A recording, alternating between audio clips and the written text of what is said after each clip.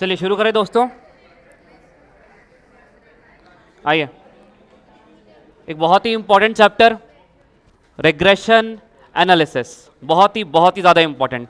Institute फिलहाल मैं बता दूं, को रिलेशन और रिग्रेशन में से रिग्रेशन पे बहुत ही बेहतरीन सवाल पूछ रही है और बहुत ही ज़्यादा मिनिमम 3 से 4 क्वेश्चन बैक टू बैक पूछ रही है, जिसमें को रिलेशन से क्वेश्चन कम और रिग्रेशन से क्वेश्चन काफ़ी ज़्यादा हैं। दोस्तों शुरू करते हैं। इस क्वेश्चन को पढ़ाने का अंदाज बहुत ज़्यादा अलग रहने वाला है।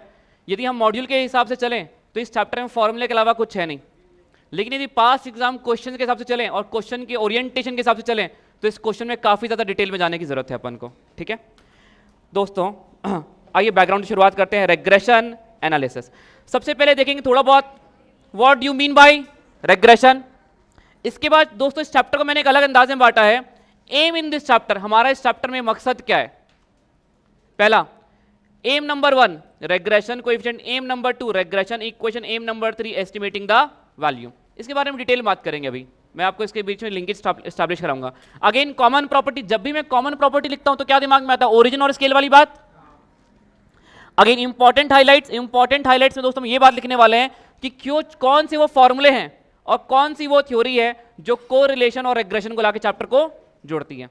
अरे तुम लोग बाद में बात करना, यहाँ पे ध्यान दो, पूरा ध्यान दो दोस्तों, बहुत इंपॉर्टेंट है, सुनना। आइए इस चैप्टर का फ्लो तैयार करते हैं। पहले मुझे वो बताएगा what do you mean bye को रिलेशन एनालिसिस। दो वेरिएबल के बीच में रिलेशनशिप को स्थापित करना, दैट इज को रिलेशन।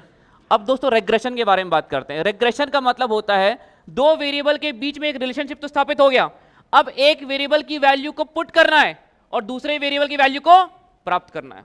मतलब estimating the value of one variable when the value of another variable is known.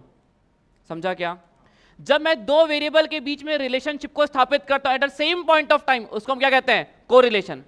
और जब मैं एक वेरिएबल की वैल्यू को पता करता हूं जिसमें कि मुझे दूसरे वेरिएबल की वैल्यू ऑलरेडी पता है, उसे मैं कहता हूं दोस्तों क्या, रिग्रेशन एनालिसिस। ये पॉइंट क्लियर हुआ? अब सुनिए, तो मैं यहां पे दोस्तों इस चैप्टर का फ्लो तैयार कर रहा हूं, अभी भी मैं कोई कॉन्सेप्ट्स में नहीं आ रहा कि मैं क्यों इस चैप्टर को 3 एम पर बांटता हूं और कैसे बांटता हूं। सुनिएगा दोस्तों, यदि इस एम को पकड़ गए तो इस चैप्टर में चाहे कितना ही टेक्निकल क्वेश्चन आ जाए आप बिल्कुल भी गलती नहीं करोगे। और यदि एम नहीं पकड़ पाए, यदि इस चैप्टर का फ्लो इस तरीके से नहीं पकड़ पाए, तो आपको हमेशा ये रहेगा कि सर मैं क्वेश्चन में फॉर्मूला लगाना कैसे, ये सोच ही नहीं पाता हूं। स्टैटिस्टिक्स में एमओसीटी, एमओडी और ये को रिलेशन, 3 ऐसे चैप्टर हैं जहां पे आपको ये दिक्कत कभी नहीं आती कि कब कौन सा फॉर्मूला लगाए, सोचे कैसे। अरे लिख दिया मॉड तो मॉड के बारे में सोचोगे, लिख दिया क्वार्टाइल डेविएशन तो क्वार्टाइल डेविएशन के बारे में सोचोगे, रेग्रेशन में लिख दिया स्पीयरमैन रैंक तो रैंक के बारे में सोचोगे, लिख दिया सीसीडी तो कॉन्करेंट डेविएशन के बारे में सोचोगे। लेकिन ये एक ऐसा चैप्टर है जहां पे ऐसी कोई सब हेडिंग नहीं है, कोई ऐसे मेथड की कोई हेडिंग नहीं है जहां पे आपको क्लिक कर जाए कि एक बार में कौन सा फॉर्मूला लगाना है। और इस वजह से दोस्तों इस चैप्टर में कॉम्प्लिकेटेड क्वेश्चन बन सकते हैं। समझा क्या? इसलिए मैंने इस चैप्टर के ओरिएंटेशन, पढ़ाने के तरीके और इस चैप्टर की डेवलपमेंट अप्रोच को पूरी तरीके से चेंज किया है। Once we are done with एक फुल फ्लेज क्वेश्चन मैं करवाऊंगा, उसके बाद बोलोगे सर अब कोई भी क्वेश्चन आ जाए हम उस क्वेश्चन की ज्योमेट्री और ओरिएंटेशन पूरी तरीके से पकड़ लेते हैं। ठीक है, अब दोस्तों सुनना, मैं कहता हूं आपका इस चैप्टर का डेफिनेशन क्या है रिग्रेशन का, estimating the value of one variable when the value of another variable is known. बोलो हाँ या ना? अल्टीमेटली मैं कहता हूं कि यही मेरा फाइनल एम है, इसे ही मैं कहता हूं एम नंबर 3। एम नंबर 3 मतलब अपनी डेफिनेशन को प्राप्त करना, मतलब एस्टिमेट करना एक वेरिएबल की वैल्यू जब दूसरे वेरिएबल की वैल्यू पता है। ये पॉइंट क्लियर है? अब जैसे कि मैंने पूछा estimate the value of Y, Y की वैल्यू को प्राप्त करिए जब एक्स की वैल्यू 2 है, तो क्या मैं कहीं ना कहीं आपसे रिग्रेशन एनालिसिस की बात कर रहा हूं कि एक वेरिएबल की वैल्यू मांग रहा हूं और दूसरे वेरिएबल की वैल्यू पता है। लेकिन मैं कहता हूं दोस्तों हम ये चीज तब तक नहीं कर सकते जब तक हमारे पास एक इक्वेशन नहीं है। क्या नहीं है? इक्वेशन। यदि मैं कहता y is equal to 2x plus 3, मैं कहता y की वैल्यू को पता करिए जब x की वैल्यू 2 है, तो आप पता कर लेते क्या y की वैल्यू क्या होती? y की वैल्यू, सर हम यहां पे x की वैल्यू को पुट कर देते और ये हो जाता 4 प्लस 3 कितना? क्या आप एस्टिमेट कर गए वैल्यू को? दोस्तों मैं ये कह सकता हूं क्या हमारा M number 1, estimating the value, जो हमारा एम नंबर 1 है वो तब तक अचीव नहीं हो सकता जब तक हमने अपना एम नंबर 2 अचीव ना कर लिया हो। मतलब एम नंबर 3 तब तक अचीव नहीं कर सकते हम जब तक हमारे पास एम नंबर 2 अचीव ना हो गया हो। तो इसे ही कहते हैं हम लोग रिग्रेशन इक्वेशन। समझा क्या दोस्तों? अब रेग्रेशन इक्वेशन, यदि एक इक्वेशन मिल गया तो हम वैल्यू एस्टिमेट, यहां भी लिखिएगा, मेरे साथ साथ लिखना, यदि एक इक्वेशन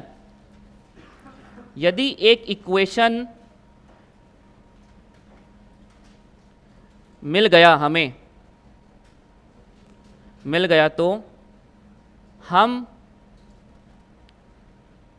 वैल्यू को एस्टिमेट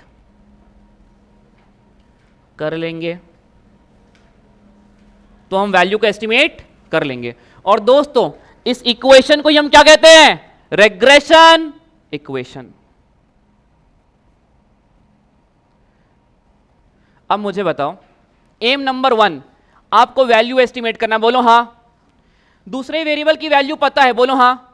लेकिन ये आप बिना इक्वेशन के कर सकते हो क्या? कहां पुट करोगे वेरिएबल को? इक्वेशन में। तो जब तक एम नंबर 2 अचीव नहीं कर लेते हम अपना फाइनल एम अचीव कर सकते हैं क्या? नहीं। अब मैंने कहा चलो भैया एक इक्वेशन बनाने का तरीका मैं दे देता हूं आपको, एम नंबर 2 का पूरा प्रोसेस आपको दे देता हूं। तो आपके पास इक्वेशन बनती है y is equal to a plus B X. दोस्तों ये y और x तो मेरे इक्वेशन के पात्र बनेंगे, लेकिन what about this a and b?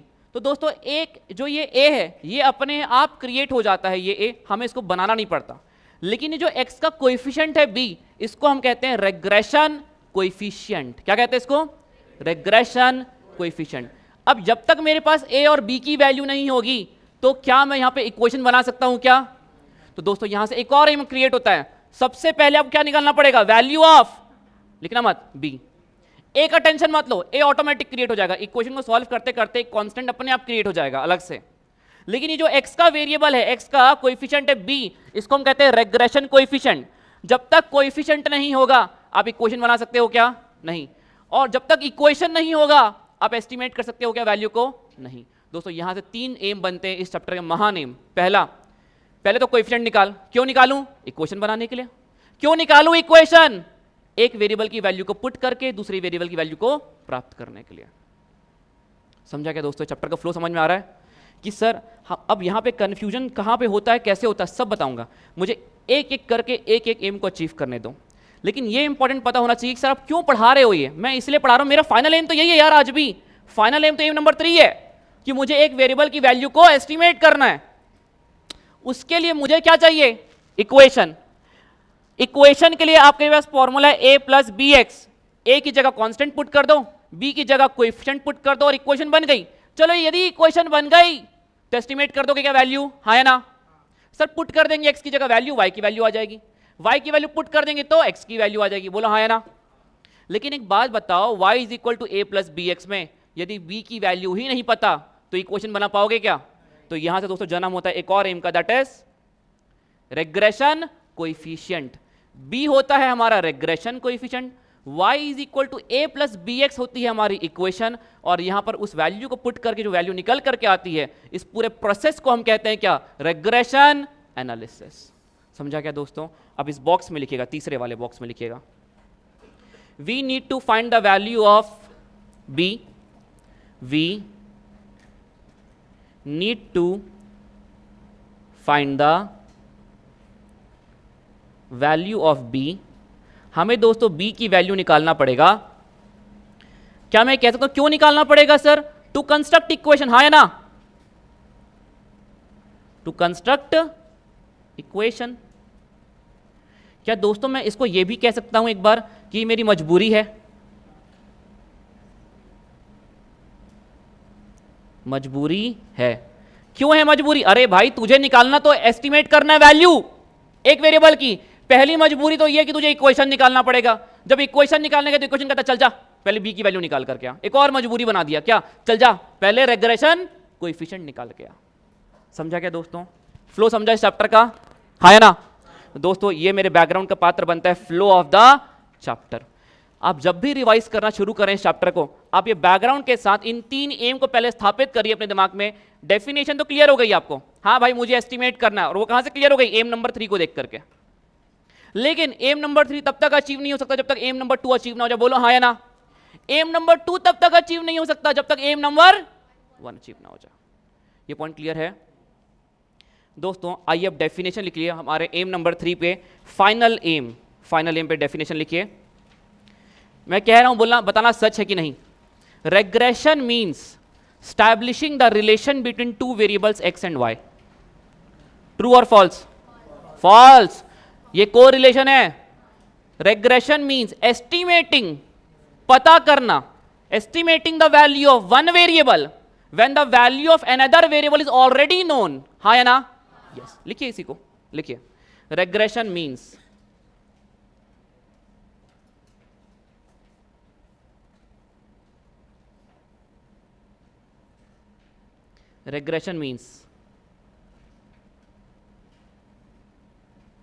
estimating the value of one variable। इसको दोस्तों हम कहते हैं डिपेंडेंट वेरिएबल।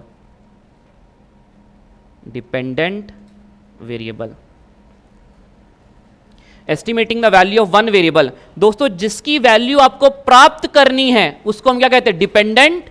अभी डिटेल में बात करेंगे इसके बारे में। Dependent variable for the corresponding value of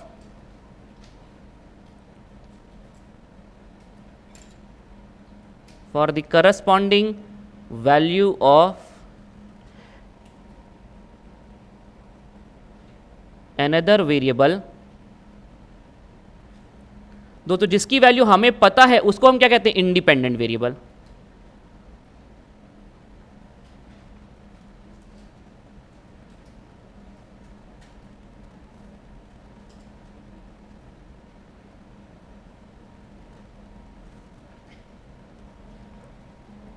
मुझे बताइए दोस्तों, यदि मान लीजिए मैं कहता हूं फाइंड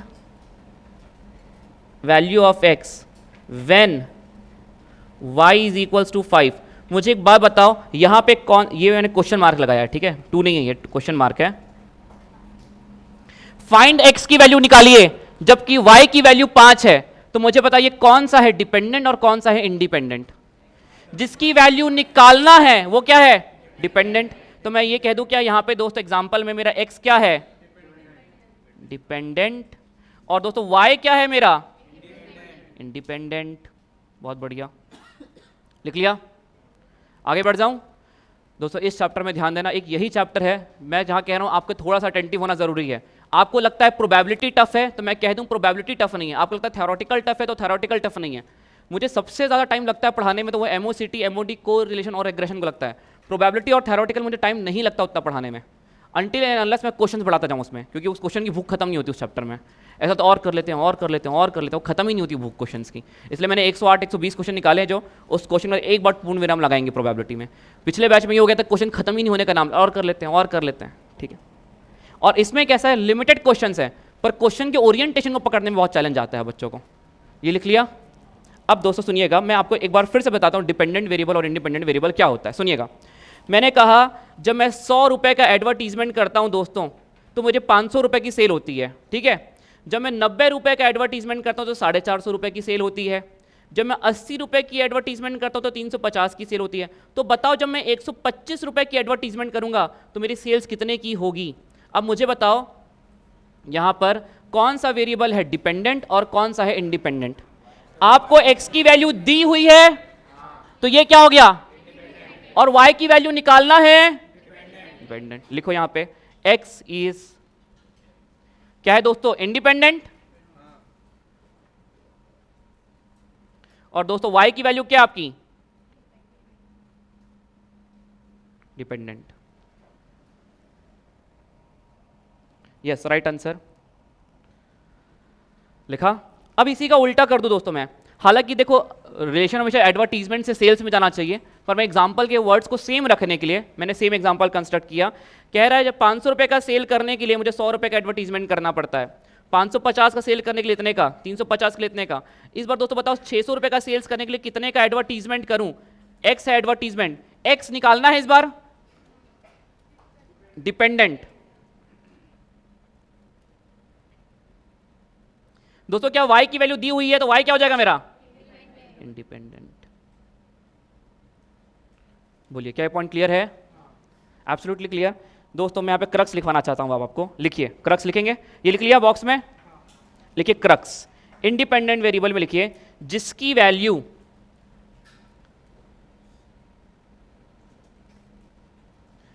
थोड़ा हिंदी संभाल लेना अपने हिसाब से, ठीक है, मराठी भी लिख सकते हो, ठीक है,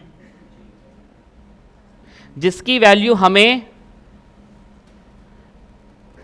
पता है, दैट इज, वो क्या है दोस्तों, जिसकी वैल्यू पता है दैट इज इंडिपेंडेंट।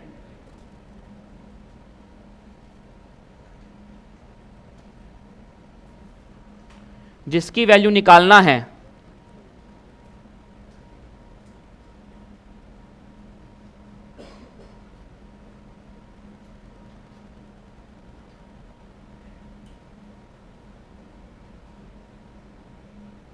जिसकी वैल्यू हमें निकालना है दैट इज दोस्तों क्या है, ये हमारा डिपेंडेंट।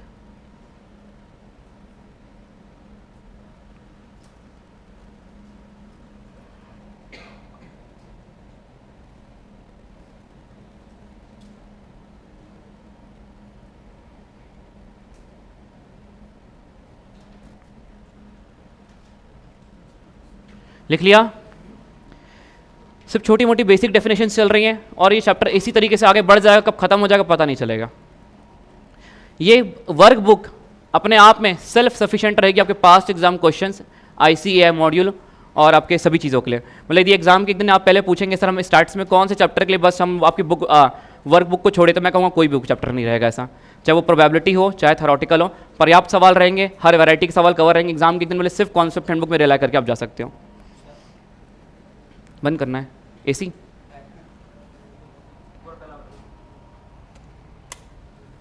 देखो हुआ क्या, हो गया ना दोस्तों, लिख लिया। अब मुझे एक बार फिर से रिवाइज कराओ, पहला एम क्या है, फाइनल एम क्या है तुम्हारा, एम नंबर 3 कहता हूं, फाइनल एम क्या है सर, एक वैल्यू वेरिएबल की वैल्यू को पता करना जब दूसरे वेरिएबल की वैल्यू बताएं।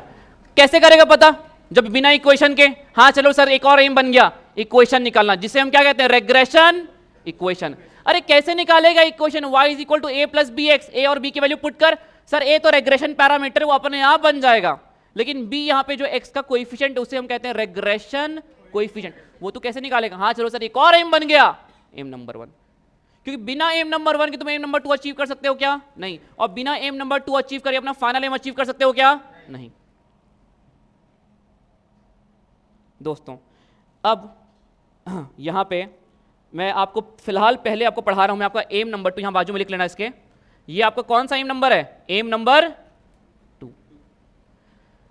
पर हम पहले डील करेंगे पूरा एम नंबर 1 में, मैं उसमें एक ब्रीफ इंट्रोडक्शन दे रहा हूं एम नंबर 2 का, ताकि एम नंबर 2 का फ्लो तैयार करते करते हम एम नंबर 1 में अपने आप शिफ्ट करेंगे। अभी यहां पे अब सुनना दोस्तों, to estimate the value of one variable that is dependent, we need to put the value of another variable in an equation। क्या ये बात सच है कि हमें यदि एक वेरिएबल की वैल्यू पता करना है तो हमें दूसरे वेरिएबल की वैल्यू को पुट करना पड़ेगा एक इक्वेशन में, हाँ है ना। एंड दोस्तों so we need to have one equation, और उसी इक्वेशन को क्या कहते हैं हम, रेग्रेशन, और यहीं पे जन्म होता है किसका, एम नंबर 2 का। हुआ क्या, आइए दोस्तों अब दो चीजें हैं, सुनना, what do you mean by y depends upon x और एक्स डिपेंड्स अपॉन वाई, इसको रट्टाफिकेशन करके मत जाना, समझना दोस्तों। x depends upon y, x depend कर रहा है, सॉरी y डिपेंड कर रहा है, पहला y डिपेंड कर रहा है, मतलब आपके y की वैल्यू निकालनी है आपको, और क्वेश्चन में x की वैल्यू दी हुई है, तो आप बोलेंगे y डिपेंड्स अपॉन x, जिसकी वैल्यू निकालना है वो डिपेंडेंट है, तो y depends, x depends upon y, मतलब आपको x की वैल्यू निकालना है इस बार, और y की वैल्यू दी हुई है, समझा क्या। तो ये हमें क्वेश्चन देख के पता करना होता है, यदि वो कह रहा है x की वैल्यू इतनी बताओ y कितना, तुम y ऑन x यूज करोगे कि x on y, y on x, क्योंकि आपको y की वैल्यू निकालनी है। जब x की वैल्यू निकालनी है और y की वैल्यू दी हुई तो क्या बोलोगे, x ऑन y। तो जिसकी वैल्यू निकालनी है उसके हिसाब से हमारी चॉइस है हम क्वेश्चन में कैसा वेरिएबल यूज करें। यदि x की वैल्यू निकालनी तो x ऑन y यूज करेंगे, और y की वैल्यू निकालनी है तो y ऑन x। ये पॉइंट क्लियर है, यहाँ पे क्लियर है, तुम सब लोग क्लियर, यहाँ पे क्लियर है, ये पॉइंट बहुत ज़्यादा इंपॉर्टेंट है। ये सोचते सर ऐसे रट्टा मार नहीं देखेंगे कब लगाएंगे, नहीं ऐसा नहीं है, यहीं पे डिसाइड करना पड़ेगा। फिर से पूछता हूँ दोस्तों, y ऑन x होगा, मैं y डिपेंड्स अपॉन x कहूँगा, y ऑन x मतलब y की वैल्यू निकालनी है, x ऑन y मतलब x की वैल्यू निकालनी है। सुनना दोस्तों, अब जनरल फॉर्म कैसा होता है। अब देखो जनरली हमें जिसकी वैल्यू निकालनी है ना वो LHS साइड में पड़ा हुआ रहेगा।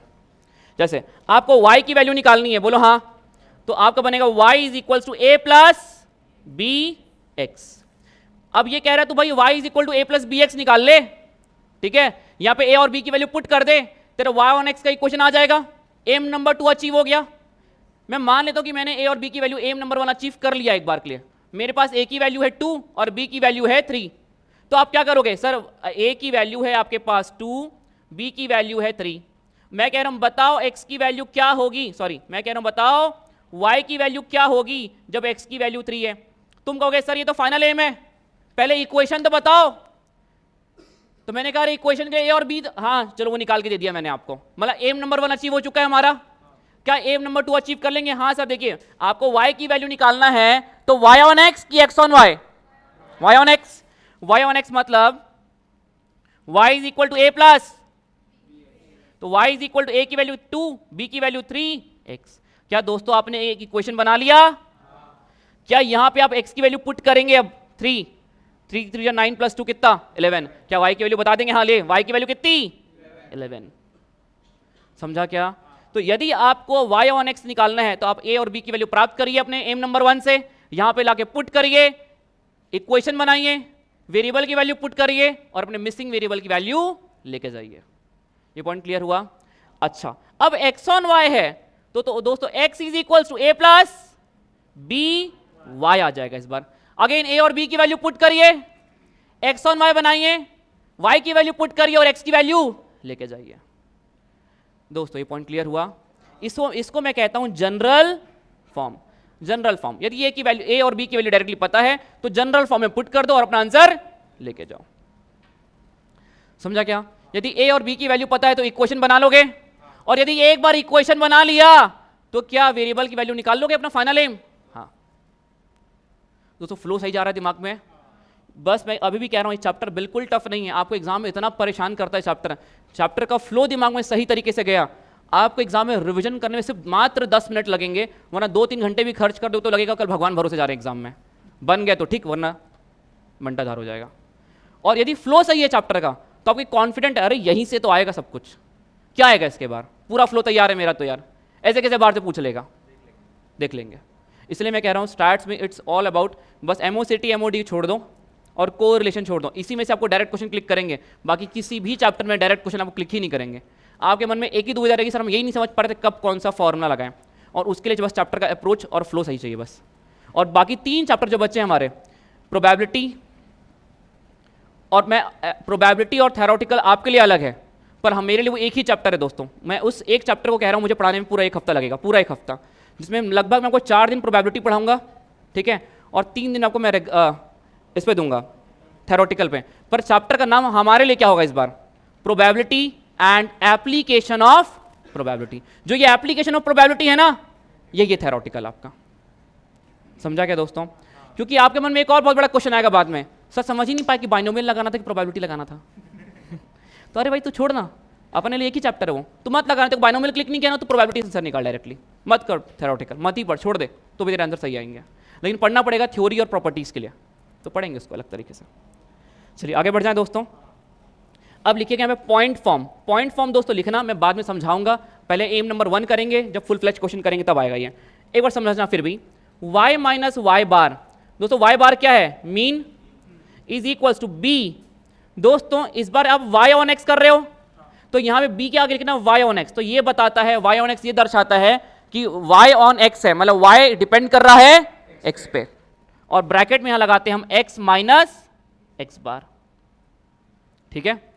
और दोस्तों पॉइंट फॉर्म में x का इक्वेशन क्या बनता है, x माइनस x बार, b कैसा, y ऑन x की x on y, x on y वाला y divided bye y minus y bar. दोस्तों अब आपके मन में आ रहा होगा सर चलो x बार और y बार तो हम निकाल लेंगे, वो तो मीन है sum of all the observation divided by number of observation. बात ये है सर ये व्हाट अबाउट दिस b, अरे मैं तो कह रहा हूं मसला तो b का ही है ना सब जगह पे, यहां पे b कैसे निकालेंगे, जब तक b नहीं पता लगेगा क्या तुम इक्वेशन बना पाओगे। तुम नीचे वाले इसमें भी आप एक्स बार और वाई बार तो निकाल लोगे, वो तो मीन है, sum of all the observation divided by. लेकिन व्हाट अबाउट दिस बी दोस्तों, फिर यहां पे लाइन लिखा है here A and B are regression coefficient. अब सुनिएगा, अब दोस्तों यहां से मैं आपका पूरा एम को स्थापित करने जा रहा हूं, सुनना। From the above we can clearly see that we can not construct the equation. हम इक्वेशन तब तक नहीं बना सकते जब तक हमारे पास क्या ना हो, b का वैल्यू हाँ है ना। यदि y ऑन x बनाना चाहते हो तो b y ऑन x चाहिए, और x ऑन y बनाना चाहते हो तो b x ऑन y चाहिए। And here comes the new aim, और नया एम क्या है हमारा, एम नंबर 1 बनता है दोस्तों, दैट इज रेग्रेशन कोएफिशिएंट। अब देखिए, यदि मैंने आपको रेग्रेशन कोएफिशिएंट निकालने का तरीका दे दिया तो क्या दोस्तों आप इक्वेशन बना लोगे? और यदि इक्वेशन बना लिया तो क्या वेरिएबल को वैल्यू पुट करके एस्टिमेट कर लोगे? हाँ दोस्तों, यहां से मेरे 3 एम निकल करके आते हैं, 1 2 और 3। और दोस्तों इसीलिए मैं आपको पढ़ाने जा रहा हूं अपना चैप्टर का पहला aim, that is M number 1, regression coefficient. अभी भी मैंने आपको ऐसा कुछ पढ़ाया नहीं, मैं आपको सिर्फ चैप्टर का बैकग्राउंड तैयार करने में लगा हुआ हूं, ना कोई फॉर्मूले लिखे ना कोई थ्योरी लिखी, बस फ्लो बनाने में समय लगा मुझे। मैंने दोस्तों जितना बताया भी, आप लो 1 मिनट पूरा फ्लो फिर से देखो, एक बार खुद से देखो, उस चैप्टर के फ्लो को देखो।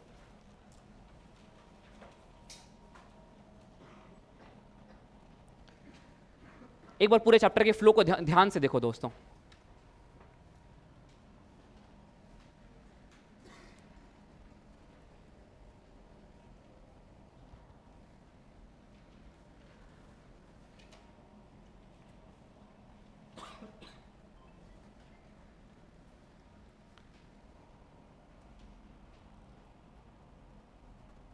रोशनी कोरिलेशन में डिस्कस करेंगे, मैंने बोला ना स्टार्टिंग में, अपन आज नया चैप्टर शुरू कर रहे हैं, अपने पास अच्छा टाइम है, तो वो 25 क्वेश्चन के बाद फिर नया चैप्टर शुरू करने के लिए एनर्जी नहीं बचेगी, मतलब 45 मिनट चैप्टर शुरू करने में मज़ा नहीं आएगा। दोस्तों हो गया ये पढ़ लिया, आगे बढ़ जाऊं? पढ़ा? दोस्तों यहाँ पे एक बॉक्स देख रहे हो एग्जाम्पल की जगह पे, यहाँ पे एग्जाम्पल लिखो,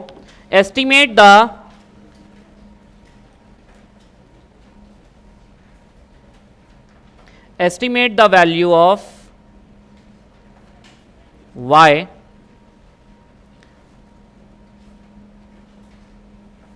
given that x is equals to 25, given that x is equals to 25।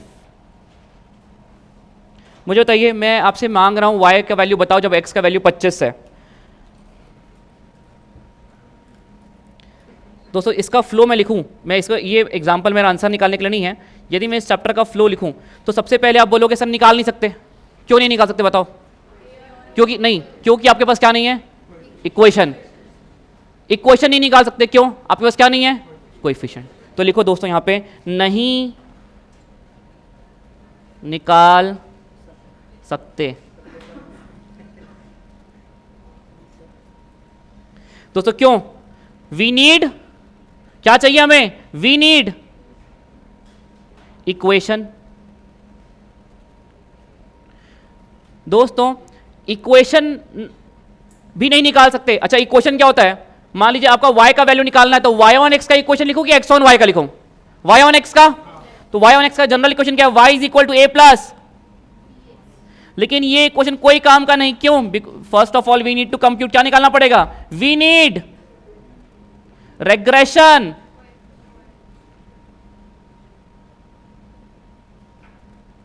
और रेग्रेशन कोएफिशिएंट a नहीं है, सिर्फ और सिर्फ क्या है, b।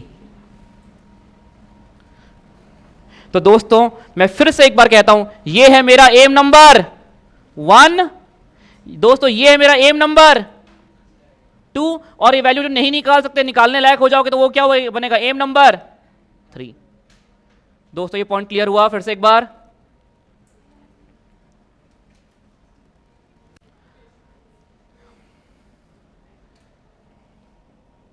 दोस्तों ये नीचे वाला जो बॉक्स है इसको भी खाली रहने देना, यहाँ फिलहाल लिखने के लिए कुछ भी नहीं है अपने पास।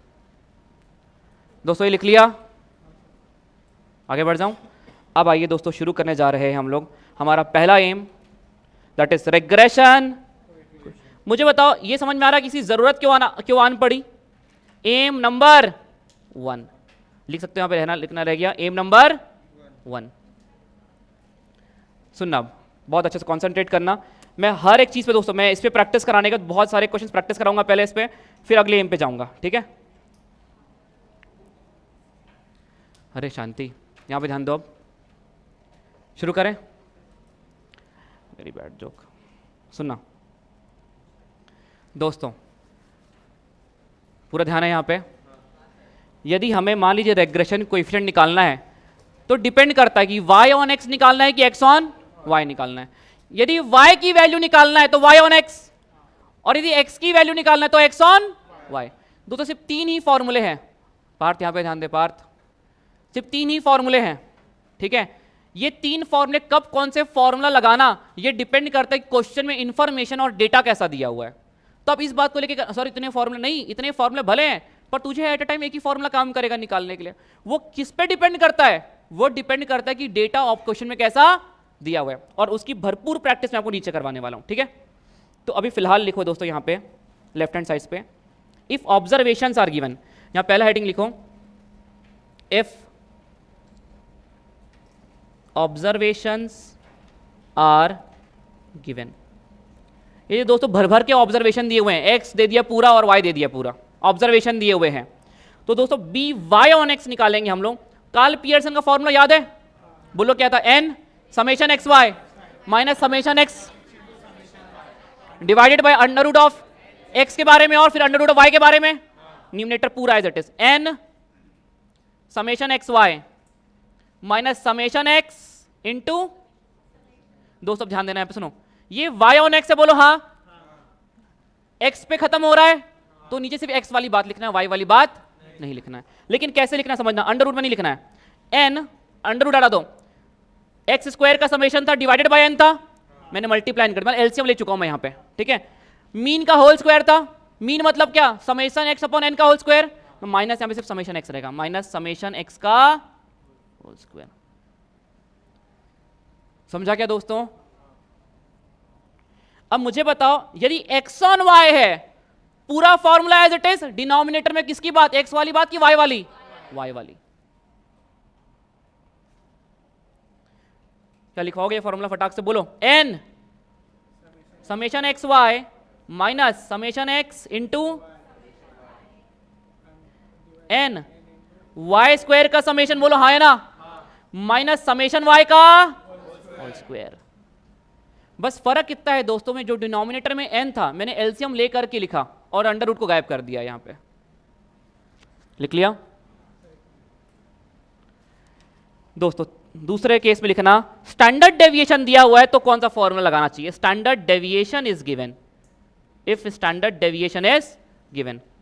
दोस्तों इस फॉर्मूले में क्या खास बात है मैं इसको दोबारा स्थापित कराऊंगा बाद में, ठीक है। कुछ बातें समझो यहाँ पे प्लीज, यहाँ पे कॉन्सेंट्रेट करना। दोस्तों एक्स बार वाई बार आप चाहे एमओसीटी चैप्टर में लिखो चाहे आप रेग्रेशन में लिखो, दोनों का मतलब तो मीन ही होता है। तो यहाँ पे ऐसा नहीं है कि मैंने यहाँ पे जब लिखा एक्स वाई माइनस वाई बार, तो सॉरी वाई बार क्या है, वाई बार वही है, sum of all the observations of Y divided by number of, ये एक्स बार क्या है यार, ये वही है, sum of all the observation X divided by number of. दोस्तों आर मतलब आपके पूरे स्टैटिस्टिक्स में आपने आर किसको संबोधित किया है, कोएफिशिएंट ऑफ कोरिलेशन को। तो अभी इस चैप्टर में भले यूज करूंगा मैं आर, तो कंफ्यूज, सर ये आर कौन सा, अरे यार वही है, कोएफिशिएंट ऑफ कोरिलेशन। दोस्तों लिखिएगा अगला फॉर्मूला, यदि स्टैंडर्ड डेविएशन दिया हुआ है दोस्तों ये हो जाएगा हमारा r into sigma y upon sigma x. यदि एक्स पे खत्म हो रहा है तो डिवीजन में हमेशा क्या आएगा, एक्स वाली बात आएगी। और दोस्तों ये है हमारा आर इंटू, मुझे बताइए क्या, sigma x upon sigma y. अब इस सिग्मा का मतलब कुछ और नहीं, सिग्मा मतलब क्या आपका स्टैंडर्ड डेविएशन। दो फॉर्मूले स्टैंडर्ड डेविएशन के, बताओ कौन कौन से। पहला डायरेक्ट फॉर्मूला क्या है, under root of X square का summation upon N minus mean का होल स्क्वायर। और दोस्तों इनडायरेक्ट मेथड क्या है, under root of x minus x bar का whole square divided by N, पूरा अंडर रूट ले लिया था उसका अपन ने। दोस्तों last formula, covariance is given, covariance is given.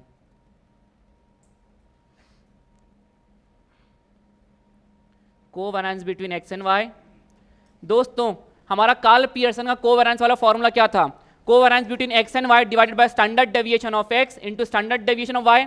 दोस्तों यहाँ पे है ये y ऑन x, तो सिर्फ x वाली बात कि y वाली भी, सिर्फ x वाली, तो दोस्तों बस यहाँ पे स्टैंडर्ड डेविएशन ऑफ x का होल स्क्वायर आएगा, ये वेरिएंस आता है यहाँ पे। सेम वही पूरा फॉर्मूला, को variance between x and y divide by standard deviation of का स्क्वायर।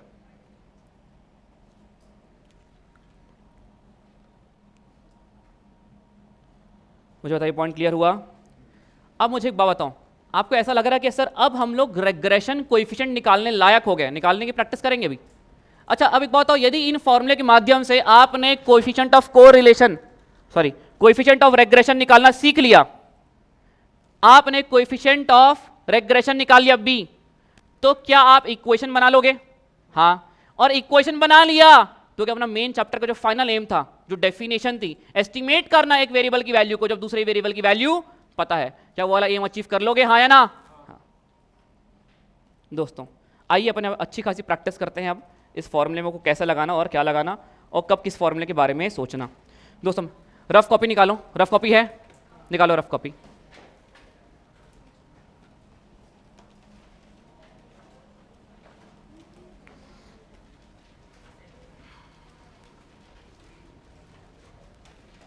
निकाला रफ कॉपी?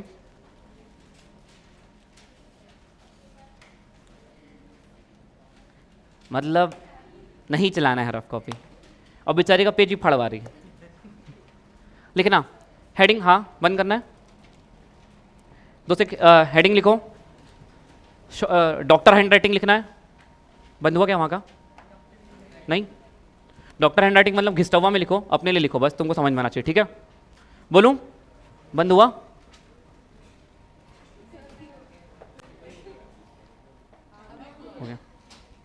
मतलब अपने को एसी का प्रॉब्लम हर रूम में रहा है आज तक, क्यों? अब लिखना दोस्तों, कार्ल पियर्सन, केपी लिख दो, 2 एरो निकालो वहां से, कार्ल पियर्सन से 2 एरो निकालो, दोनों फॉर्मूला लिख के बताओ। पहला कोवेरिएंस वाला फॉर्मूला क्या है कार्ल पियर्सन का?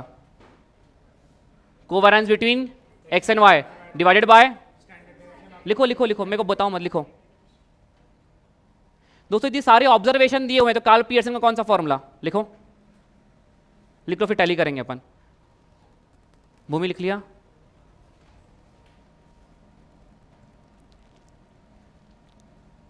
रुद्रा क्या लिखा? n summation x Y minus summation x into summation Y upon under root of summation x square का summation upon n, n summation x का स्क्वायर, एक्स स्क्वायर का समेशन माइनस समेशन एक्स का whole square.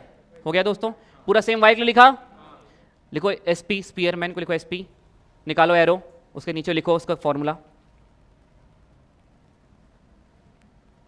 R is equal two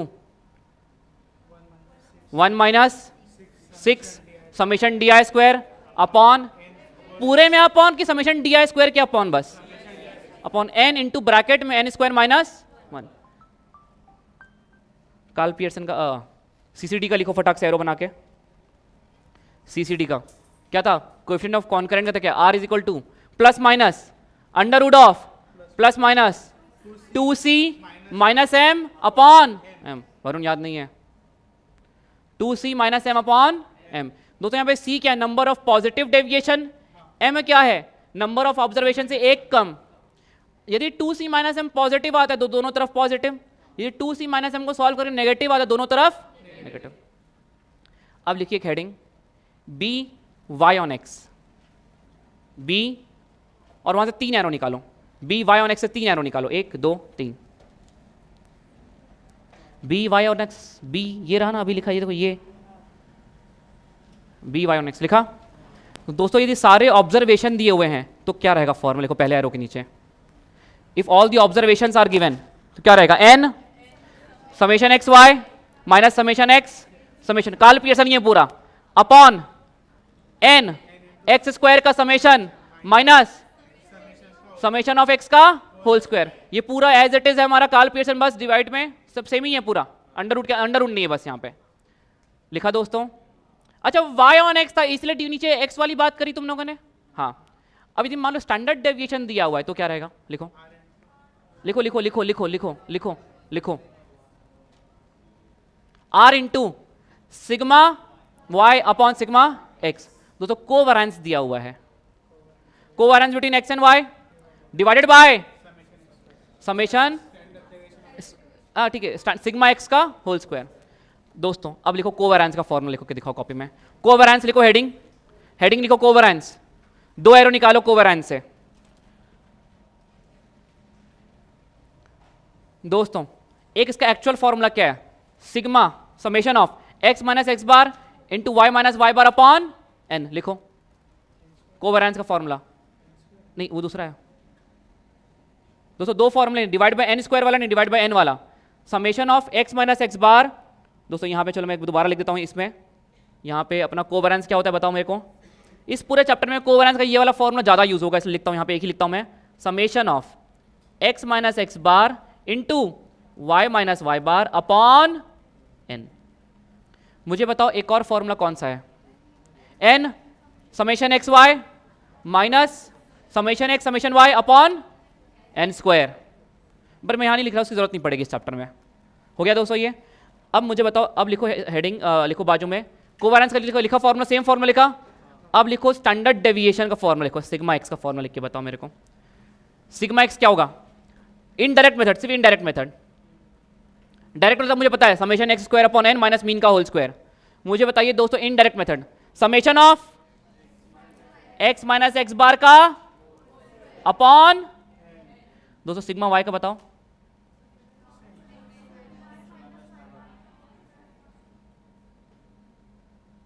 upon N. दोस्तों ये तीनों फॉर्मूले को इसके नीचे भी आप लोग लिख लीजिए अपने कॉन्सेप्ट हैंडबुक में, यहाँ पे इन तीनों के फॉर्मूले को दोबारा लिखो एक बार यहाँ पे, ताकि जब भी करो रिवीजन तो रिवीजन का पात्र जरूर बने। लिखो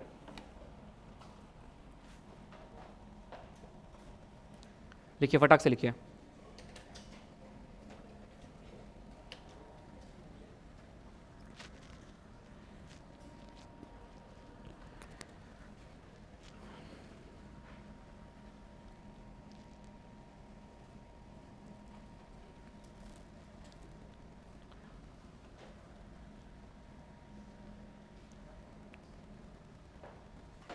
क्या हुआ वैष्णवी, हो गया? हाँ अरे अपन बात करते हैं क्लास के बाद, तुम नहीं है टेंशन मत लो, ठीक है? अरे अभी तो ध्यान दे दे तू क्लास में पहले।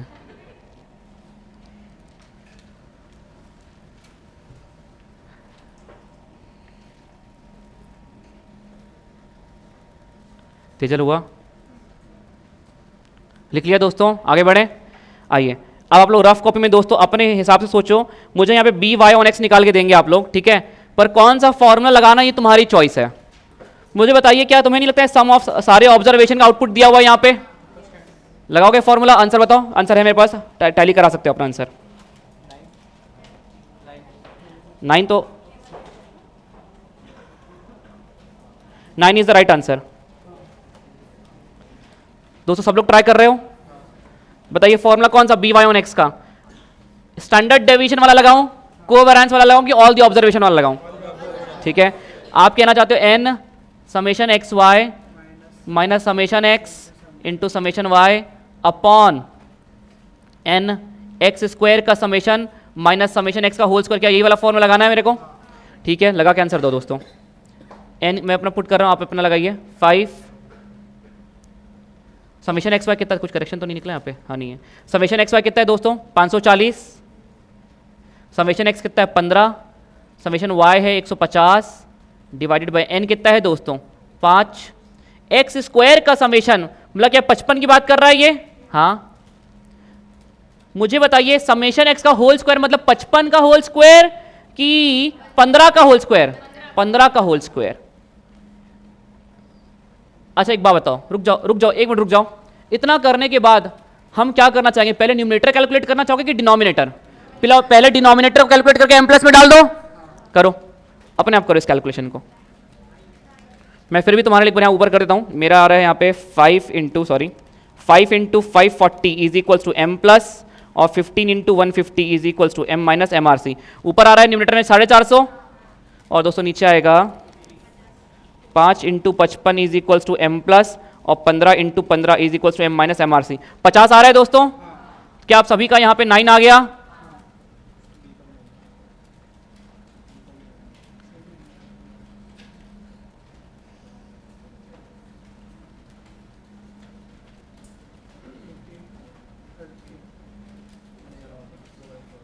दोस्तों सबका आया क्या?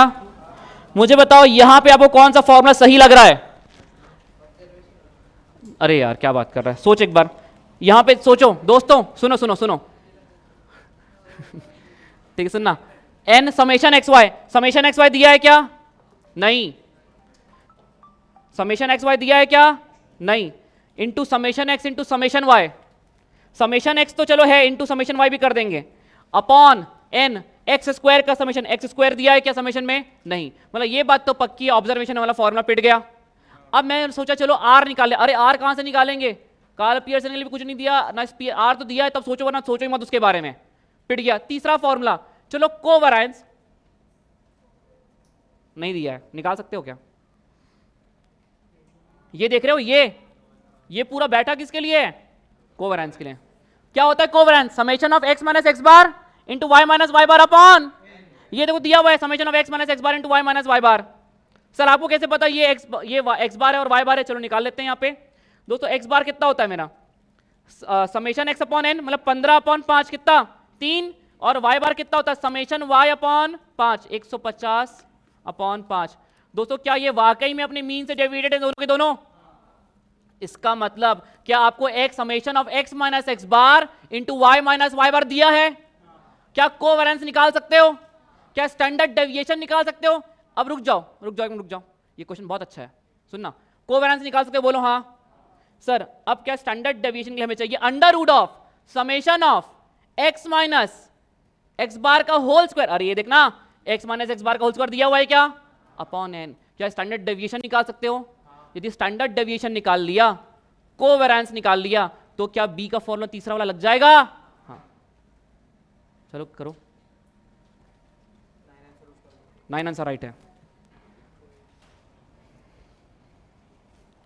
दोस्तों हमें सबसे पहले यही देखना है, मैं कह रहा हूं एम नंबर 1 को अचीव करना सबसे इंपॉर्टेंट काम है। अब एम नंबर 1 को अचीव करने के लिए थोड़ा आप सबको दे देगा, ले बेटा फॉर्मूला लगा ले, निकलवाएगा भाई। तू फॉर्मूले के अंदर जो चीज लगने वाली तू पहले वो निकाल, फिर फॉर्मूला लगा, फिर एम नंबर 1 अचीव होगा, फिर एम नंबर 2 पे जा, फिर एम नंबर 3 पे जा। दोस्तों जो ये तीसरा वाला केस है ना, इसमें टाइम वेस्ट मत करना, अज्यूम मीन पर डाल दिया इसको मैंने, डेविएट कर दिया है। दोस्तों इसको होल्ड कर लेना है तो इसको कैंसिल ही कर देना, आप सीधे केस डी पे आ सकते हो, उसके बाद केस डी और ई पे आ सकते हो, पर पहले आप लोग पहले केस बी पे करना। सी वाले केस पे टाइम वेस्ट मत करना, सी वाले केस पे आंसर नहीं आएगा, सी वाले पे टाइम वेस्ट बिल्कुल मत करना, सीधे डी और ई पे आ जाना। कितना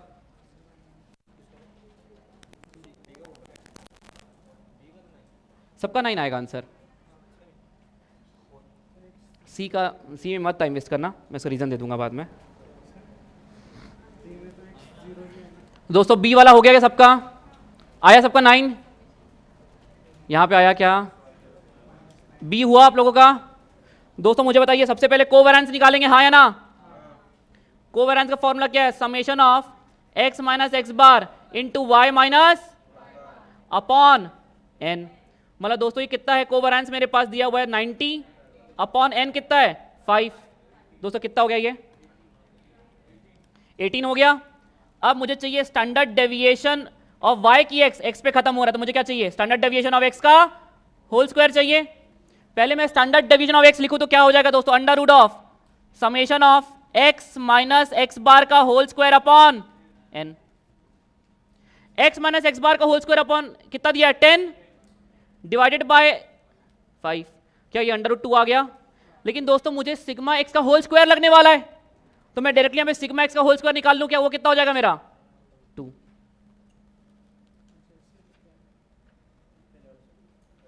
अब बताइए आपके बी वाई ऑन एक्स का फॉर्मूला कौन सा? Covariance between x and y divide by standard deviation of x का होल स्क्वायर, मतलब 18/2 कितना आ गया? 9। दोस्तों पॉइंट क्लियर है? आइए केस नंबर डी आप लोग स्वयं करेंगे। कौन सा फॉर्मूला बताओ? ऑल ऑब्जर्वेशन वाला। अरे सर ये समेशन एक्स वाई देखता है ना, चमक जाता है कि पहला लगा लो, और वो समेशन, और दोस्तों जब ये देख लो ना, ये इसके दर्शन हो जाएं तो समझ जाओ कोवेरिएंस लगाना है।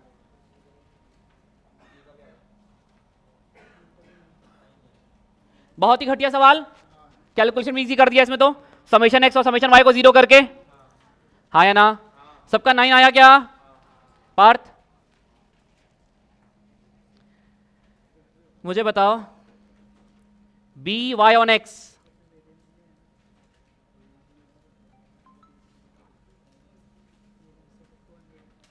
N summation x Y minus summation x into summation y divided by दोस्तों एन एक्स स्क्वायर का समेशन माइनस समेशन एक्स का होल स्क्वायर।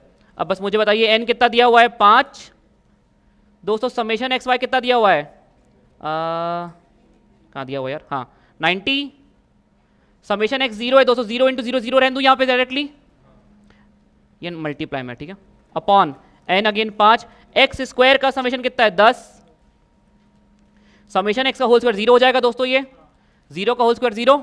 अंकित अरे ऐसा नहीं पूछ रहा हूं मैं, तू ये पूछेगा बाद में इसलिए पूछ रहा हूं, बता अभी डाउट है तो। ऑनेस्टली बताऊं ऐसे डाउट्स को कभी इग्नोर नहीं करना, पूछ लेना चाहिए। और अंकित इसमें सही है।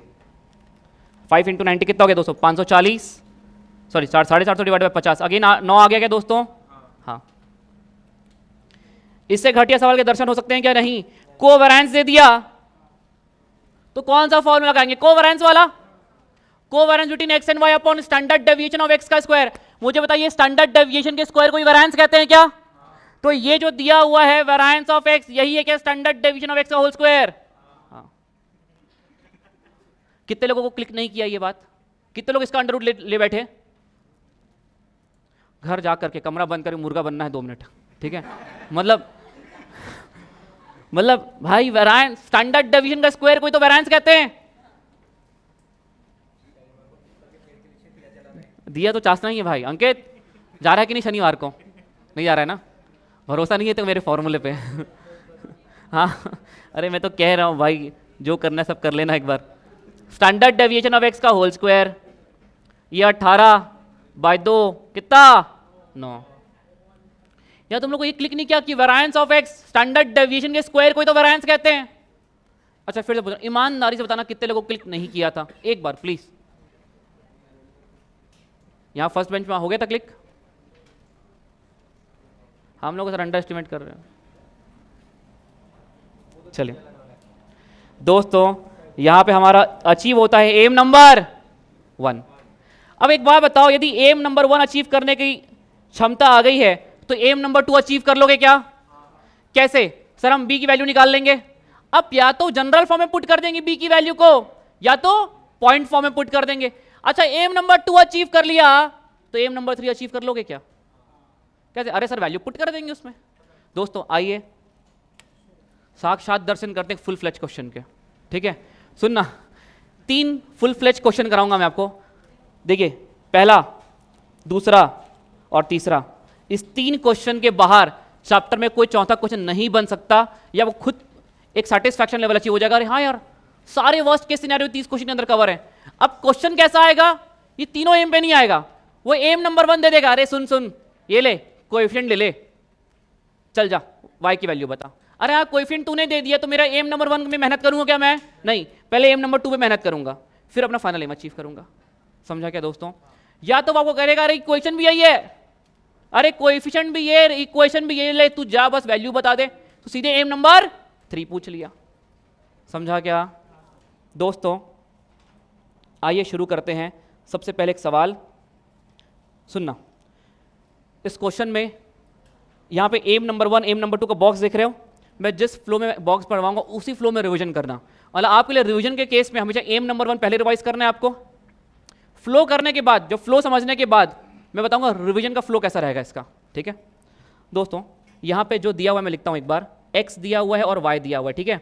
ये दिया हुआ है 2 4 5 5 8 10, और ये दिया हुआ है 6 7 9 10 12 और 12। मुझे एक बात बताओ, सारे ऑब्जर्वेशन दिए हुए हैं। सबसे पहले छोड़ो इस क्वेश्चन में दोस्तों, एक क्वेश्चन मेरे तरफ से पूरा कंप्लीट करो। फाइंड द रेग्रेशन इक्वेशन कह रहा है, अरे हट एम नंबर 2 पे रुक गया तो नहीं, मजा नहीं है। मैं कहता हूं फाइंड, देखो मेरी तरफ से question, find value of y when x is equals to 2। y और x मांगा था ना, ठीक है। Find value of y when x is equal to 2। अब मुझे बताइए क्या आपको एक वेरिएबल की वैल्यू का एस्टिमेट करना है, जब दूसरे वेरिएबल की वैल्यू दी हुई, बोलो हाँ या ना, हाँ या ना, अरे यार, हाँ या ना, हाँ या ना। अब सुनो, ये तब तक अचीव नहीं कर सकते जब तक इक्वेशन नहीं, बोलो हाँ, इक्वेशन तब तक नहीं मिलेगा जब तक कोएफिशिएंट नहीं है। तो सबसे पहले हमको कौन सा एम अचीव करना पड़ेगा, एम नंबर 1। अब मुझे बताइए, रेग्रेशन निकालने के लिए, रेग्रेशन कोएफिशिएंट निकालने के लिए 3 फॉर्मूले हैं आपके पास। पहला, जब सारे ऑब्जर्वेशन दिए हुए हैं तो वो कार्ल पियर्सन के जैसा वाला फॉर्मूला। क्या यहाँ पे सारे ऑब्जर्वेशन दिए हुए हैं? तो मैं चाहूंगा पहले कौन सा फॉर्मूला, बी। अच्छा मुझे बताओ, बी वाई ऑन एक्स निकालू कि एक्स ऑन वाई? आपको किसकी वैल्यू निकालना है? वाई की वैल्यू, तो वाई ऑन एक्स। तो मैं यहाँ पे क्या लिखूं, बी वाई ऑन, मुझे बताइए फॉर्मूला क्या है? सारे ऑब्जर्वेशन दिए, n x Y minus summation x into summation Y upon summation x, sorry n x square का समेशन माइनस समेशन एक्स का। दोस्तों अब यहां पे इत्मीनान से देखो, क्या नंबर ऑफ ऑब्जर्वेशन दिए हुए हैं आपको? कितने ऑब्जर्वेशन हैं? 1 2 3 4 5 6, बोलो हाँ या ना, 6। क्या आपको पहली रिक्वायरमेंट एक्स इंटू वाई की पड़ रही है क्या? तो मैं क्या अगला बॉक्स एक्स इंटू वाई का बना दूं? बताइए एक्स इंटू वाई कितना हो जाएगा यहाँ पे? डायरेक्टली 12 28 45 50 96 और 120। चलिए समेशन एक्स इंटू वाई का टोटल कितना आ गया आपका? 351 आया क्या? चलो मैं मान लिया कि आप लोगों का रिक्वायरमेंट यहां का भी पूरा हो गया, यहां का भी पूरा हो गया। अब आपको चाहिए summation x into summation y. क्या दोस्तों समेशन एक्स के लिए इसका टोटल बता सकते हो क्या मेरे को? एक्स का टोटल कितना? समेशन एक्स का पहले अब फॉर्मूले में देखो किस किस चीज की रिक्वायरमेंट, जिस जिस की रिक्वायरमेंट वो बनाएंगे अपन। 34 आया क्या?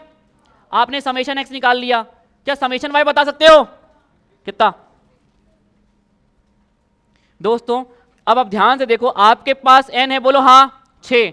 समेशन एक्स वाई निकाल लिया आप लोगों ने, समेशन एक्स निकाल लिया आप लोगों ने, समेशन वाई निकाल लिया आप लोगों ने। अगली रिक्वायरमेंट एक्स स्क्वायर का समेशन, तो मुझे क्या बनाना पड़ेगा अब? X square. तो दोस्तों चलिए मैं अगला बनाता हूं यहाँ पे, क्या एक्स स्क्वायर कितना हो जाएगा? 4 16 25 25 100 कितना आ रहा है दोस्तों? ये 234 आ रहा है। तो आपके पास एक्स स्क्वायर में समेशन आ गया। अब डिनोमिनेटर में आपके पास n है, एक्स स्क्वायर का समेशन है 234। दोस्तों अब आपको समेशन एक्स का स्क्वायर चाहिए, 234 का स्क्वायर कि 34 का स्क्वायर? क्या आपको फॉर्मूले में पुट करने के लिए आपने सब कुछ निकाल लिया? निकालो बी।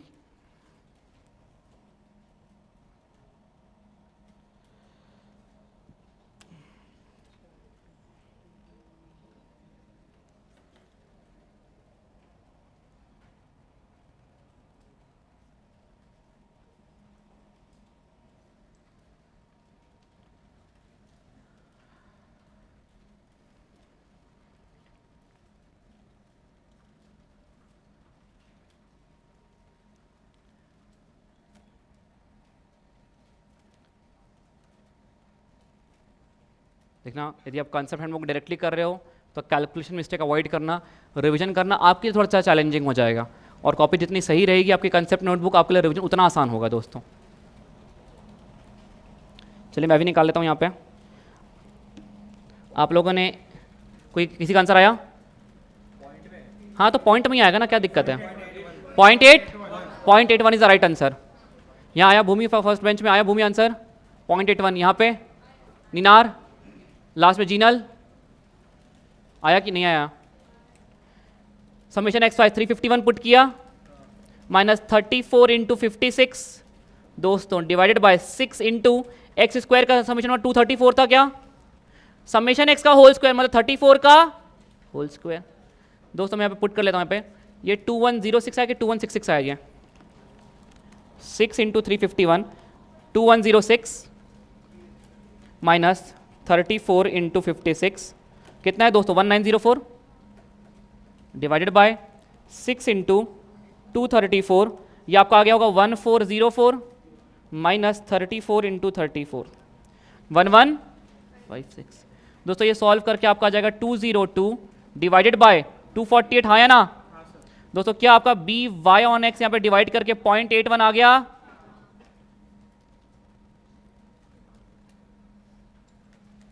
दोस्तों मुझे बताइए क्या पॉइंट क्लियर है? सबका बी आ गया। अब हम लोगों ने ये तो समझ में आ गया, जब एम नंबर 1 को हमने पढ़ा तो एम नंबर 1 को अचीव भी कर लिया। अब बात आती है सर एम नंबर 2 को कैसे अचीव करते? सुनना दोस्तों, यदि आपको ए और बी की वैल्यू डायरेक्टली दे देता है वो, सुनना, ये इसका मतलब समझो स्टैंडर्ड, मैंने आपको दो फॉर्म लिखवाए, एक है पॉइंट फॉर्म, एक है स्टैंडर्ड फॉर्म, जनरल फॉर्म जिसको कहते हैं।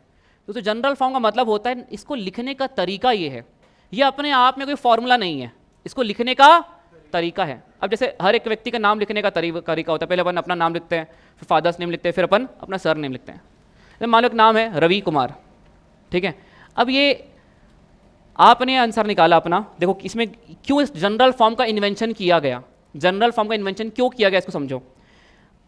एक बंदे ने आंसर निकाला 2x is equal to 3y plus 5, ठीक है। दूसरे स्टूडेंट ने कहा नहीं मेरा आंसर तो है 2x minus 3y is equal to 5। तीसरे स्टूडेंट ने कहा 2x minus 3y minus 5 is equal to 0। अब तीनों बातें तो सेम लिखी हुई है, देखो ध्यान से, लेकिन अब बोलोगे मेरा तो ऑप्शन मैच नहीं कर रहा, वो बोलेगा मेरा तो मैच कर गया, बोलेगा अरे मेरा भी मैच नहीं कर रहा, अरे तीनों एक ही जगह पे फिर भी ऑप्शन मैच नहीं कर रहा। तो हर ऐसे मैथमेटिक्स के चैप्टर में एक जनरल फॉर्म लिख दिया गया, अरे सुन भाई फालतू बात मत करना, जब तू y ऑन x को लिख रहा है ना तो तेरा आंसर मैथमेटिकली जो भी आया होगा LHS RHS अलग अलग आ गया होगा, लेकिन एट द एंड तू अपने आंसर को y is equal to a plus bx के फॉर्म में लिख करके देना मेरे को, मतलब y एक तरफ बचा कुचा एक तरफ, इसको हम कहते हैं जनरल फॉर्म, ताकि हर एक स्टूडेंट का ऑप्शन टैली करने में दिक्कत ना हो। लेकिन जनरल फॉर्म अपने आप में कोई फॉर्मूला नहीं, वो एक बस प्रेजेंटेशन है, एक चीजों को लिखने का तरीका है। अब कुमार रवि क्या है, LHS RHS उल्टा पुल्टा पड़ा हुआ है, और रवि कुमार क्या है, एक जनरल फॉर्म। समझा क्या? ये पॉइंट क्लियर हुआ? और दोस्तों जो पॉइंट फॉर्म वाला इक्वेशन है वो एक फॉर्मूला है, वो एक फॉर्मूला है। अब दोस्तों मुझे यहां बनाना है रेग्रेशन इक्वेशन, ठीक है, y ऑन x बनाना है, क्योंकि मुझे y की वैल्यू प्राप्त करना है, तो मुझे y ऑन x बनाना है, हाँ या ना? तो y माइनस वाई बार, y से शुरुआत होगा, y माइनस, अभी लिखना मत, रुक जाओ, कोई नहीं लिखेगा, y minus Y bar is equal to b, कौन सा, y ऑन x वाला जो आपने निकाल लिया, b y on x bracket में x minus, sir are you sure ये हमको वही क्वेश्चन देगा जो ढूंढ रहे हैं? मैं कहा 100% श्योर। देखो कैसे, आपको इसमें b की वैल्यू की वजह से आप अपने आंसर को नहीं निकाल नहीं पा रहे थे, आपने अपना एम नंबर 1 अचीव करके बैठ गए हो, 0.81 यहां पे आगे पुट कर देंगे। अब बात आती है x बार और y बार की। क्या x बार तुम्हारे कुछ नया है, इस चैप्टर का पार्ट है ही नहीं, होता है एमओसीटी का पार्ट है। x बार कैसे निकालेंगे हम लोग, sum of all the observation of x divided by number of observation, मतलब 34 डिवाइडेड बाय 6, दो तो मैं 5.67 ले लूं, आ गया y बार, x बार। y बार कैसे निकालेंगे, 56 डिवाइडेड बाय 6, 9.33 आ रहा है, मैं 9.33 लेता हूं क्योंकि आगे 0.5 से ऊपर कुछ नहीं है, 9.33। अब इस पूरे फॉर्मूले में बताओ, क्या आपको x बार y बार पता है? क्या आपको b की वैल्यू पता है? इक्वेशन बना लोगे? रुको रुको रुको, कभी रुकना। अब दिमाग में आता है सर ये x और y तो नहीं पता ना, ये वाला x और y, तो पागल हो गया है। अरे ये x और y वो है जो एक क्वेश्चन में रिफ्लेक्ट होंगे, y is equal to a plus B x. इसके बारे में सोचते हैं अरे ये तो नहीं पता यार, अरे तू क्या बात कर रहा है, ये तो तेरे वो पॉइंट है जो तू ढूंढ रहा था, y ऑन x के इक्वेशन में रिफ्लेक्ट होने वाले वेरिएबल। समझा क्या? तो हमको यहाँ पे क्या चाहिए, मीन चाहिए, निकाल लिया। सबसे बड़ा एम था एम नंबर 1, बिना एम नंबर 1 अचीव करे बिना मैं इक्वेशन बना पा रहा था क्या? नहीं। अब बना लूंगा। हाँ मुझे तेरा ध्यान है, क्या हो गया तेरे को, फीवर है तो घर चले जा। देखो अभी ये इस चीज़ को समझो, यहाँ पे तबीयत खराब है मत आओ क्लास। मेरी खुद की तबीयत खराब है, मैं 3 घंटे बाद यहाँ जाकर सिर्फ दवाई खा के सो जाता हूँ। यदि ये मौसम इतना ख़राब चल रहा है, जैसे तेरे कितना समझा रहा मैं, तू 2 दिन रेस्ट कर, मैं आज आप सभी लोग के बैकअप एक्टिवेट करा दूंगा सबके। लेकिन यदि तबीयत खराब है दोस्तों तो अपने ऐसा एक्सर्शन मत डालो अपने ऊपर। 2 दिन रेस्ट लेगा तो तू कल से कम रेडी हो जाएगा, तो क्यों आज अपना तबीयत खराब करने आया इधर फालतू में। और तो एक रिक्वेस्ट, तबीयत खराब है, ट्रस्ट मी गाइस, ये मौसम अभी सही नहीं है, 5-6 दिन की बात और है, अभी छुट्टी ले लो। लेकिन ऐसा एक्सर्शन में मत आओ, जहाँ 2 दिन में तबीयत ठीक हो सकती है वहाँ 6 दिन लग जाएंगे। और मुझे बताइए y माइनस वाई बार कितना है दोस्तों, अभी कोई नहीं लिखेगा, y माइनस वाई बार कितना है, 9.33 हाँ या ना, बी कितना है 0.81 हाँ या ना, x माइनस एक्स बार कितना है दोस्तों 5.67। लेकिन अब ये इक्वेशन तो बन गई, लेकिन फिर भी अभी क्या रवि कुमार है कि कुमार रवि है, ये कुमार रवि है। जबकि मुझे y ऑन x को कैसे लिखना है, y is equal to, y एक तरफ बचा कुचा एक तरफ। तो मैं मानता हूं कि मेरा इक्वेशन तो बन गया, लेकिन फिर भी मेरा अभी ऑप्शन टैली नहीं करेगा, क्योंकि ये कुमार रवि है, रवि कुमार नहीं है ये। रवि कुमार बनाएंगे कैसे इसको, अरे बस सॉल्व करेंगे। और देखो दोस्तों कैसा, y माइनस अंदर मल्टीप्लाई कर देंगे 0.81x माइनस 5.67 मल्टीप्लाई बाय 0.81, दोस्तों कितना हो गया ये माइनस 4.56 ले लूँ क्या, राउंड ऑफ करके 4.56 ले लूँ, 5927 आ रहा होगा आपका, 4.56 अरे 4.60 ले लूँ इसको मैं। दोस्तों मुझे y ऑन x करना है, तो y को छोड़ देता हूं इधर, बचा कुछ उधर फेंक दूं उठा करके, तो कितना जाएगा y is equals to 0.81x minus 4.60 plus 9.33, तो y is equals to 0.81x plus 9.33 minus 4.60, क्या 4.73 आ गया, 73 या 74 क्या लूँ, 73 आ रहा है कि 74 आ रहा है आपका, 73 ले लूँ प्लस 4.73। क्या दोस्तों आपने इसको रवि कुमार बना दिया, y इज इक्वल टू, देखो y is equal to a plus B x y, दिख रहा है क्या, मतलब एम नंबर 1 को अचीव करते ही एम नंबर 2 अचीव हो गया। तुम्हारे पास अब इक्वेशन है, क्या तुम एस्टिमेट कर लोगे वैल्यू, अरे सर इक्वेशन आ गई मेरे पास, क्या equation, y is equal to 0.81x plus 4.73 हाँ है ना, पूछ रहे बता y की वैल्यू क्या होगी जब x की वैल्यू 2 है, तो पुट कर दे यहां पे x की जगह 2,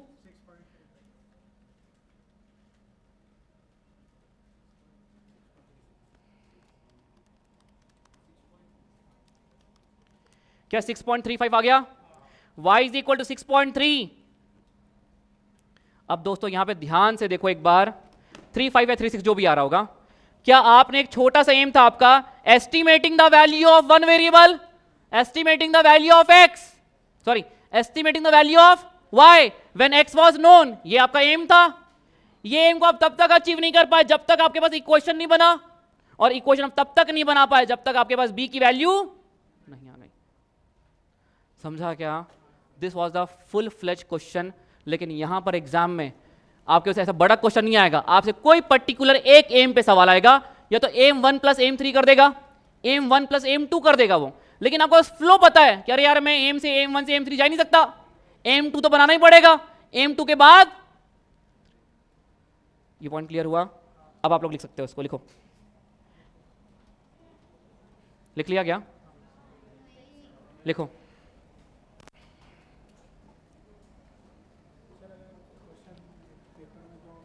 हाँ नहीं स्टैंडर्ड फॉर्मेट में ही देगा वो हमेशा, हाँ बिखरा हुआ है, हाँ हाँ वो कभी ऐसा देगा नहीं, वरना दोनों ऑप्शन राइट है, मैथमेटिकली दोनों राइट है।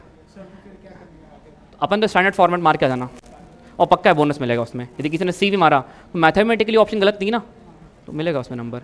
वो बहुत हाई लेवल पे चेंज, वो कोएफिशिएंट चेंज करेगा, वो जो चेंज करेगा ना वो आपसे बी की ऑप्शन को चेंज कराएगा। मैं तो कहता हूँ एग्जाम में तूने बी निकाल लिया, बस चेक कर किस कौन सा ऑप्शन जिसमें बी बैठा है 0.81, तो ये निकालने की जरूरत ही नहीं इक्वेशन। अभी तो उसके शॉर्टकट्स आने के हैं, शॉर्टकट सिखाऊंगा अभी आगे, ओके हाँ कर सकता है, सॉल्व कर सकता है, पर देख बुक में गलत मत करना। लिख लिया दोस्तों, यहाँ पे ये लिख लिया, एम नंबर 3 लिख लिया, आगे बढ़ जाऊं, हाँ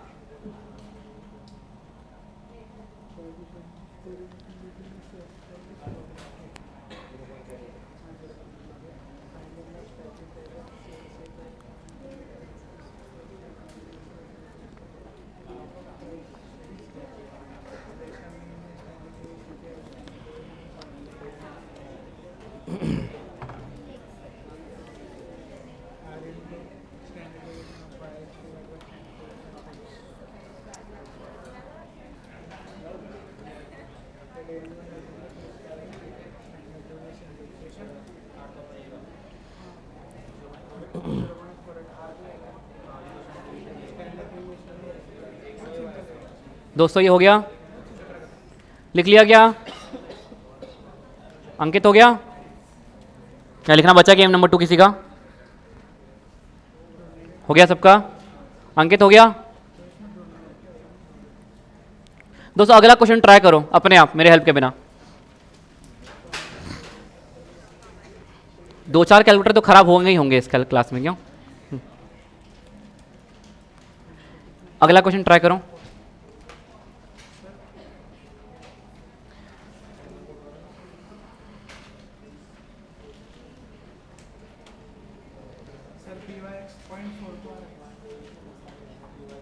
पॉइंट 4243 सही है।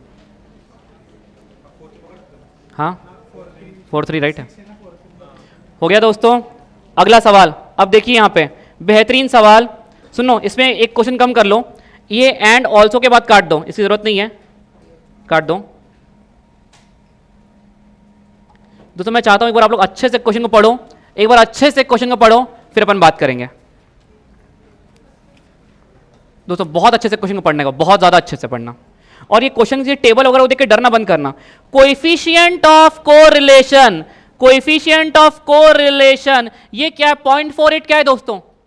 Are. Following are the data relates to mean and standard share of the two company. कह रहा है find the most likely price of share A. आप शेयर ए का प्राइस निकालो जब शेयर बी का प्राइस कितना है? 60। मतलब आपको एक वेरिएबल की वैल्यू को पता करना है, दूसरे वेरिएबल की वैल्यू पता है। चलो मान लो मैं कंपनी ए को मैं कहता हूं एक्स और कंपनी बी को मैं कहता हूं वाई। अब मुझे बता दो, सही माना? कंपनी ए को मैं कहता हूं एक्स और कंपनी बी के जो भी आउटकम्स है, रिजल्ट्स हैं, उसको मैं कहता हूं वाई। मुझे ये बता दो आपको एक्स की वैल्यू निकालना है, शेयर ऑफ प्राइस ए निकालना है। दोस्तों शेयर ऑफ प्राइस ए निकालना है क्या? मतलब आपको एक्स की वैल्यू निकालना है, और जब वाई की वैल्यू कितनी है? 60। Again you have to estimate the value of one variable, लेकिन तब तक नहीं कर सकते जब तक क्या नहीं है? इक्वेशन। इक्वेशन तब तक नहीं निकाल सकते जब तक क्या नहीं है? कोएफिशिएंट। अब एक बात सिंपल सी बात है दोस्तों, ये आपको मीन देके रखा हुआ है, मतलब ये एक्स बार है, ये y bar, standard sigma x, और ये कितना है? Sigma r. कैसे निकालोगे? स्टैंडर्ड डेविएशन दिया हुआ है और आर दिया हुआ है, फॉर्मूला 1 2 3 कौन सा? 2। निकालो b. B y on x निकालोगे कि एक्स ऑन वाई? क्योंकि आपको एक्स की वैल्यू निकालना है इस बार, तो एक्स ऑन वाई कितना? 0.42 या 43 राइट आंसर है। तो बहुत ही घटिया सवाल। B x on y, x की वैल्यू निकालना है, आर दिया हुआ है, स्टैंडर्ड डेविएशन दिया हुआ है, तो sigma x upon sigma y. दोस्तों आर कितना दिया हुआ है? 0.48। सिग्मा एक्स कितना है दोस्तों? 5.60 डिवाइडेड बाय 6.30, तो आपका बी एक्स ऑन वाई कितना हो गया?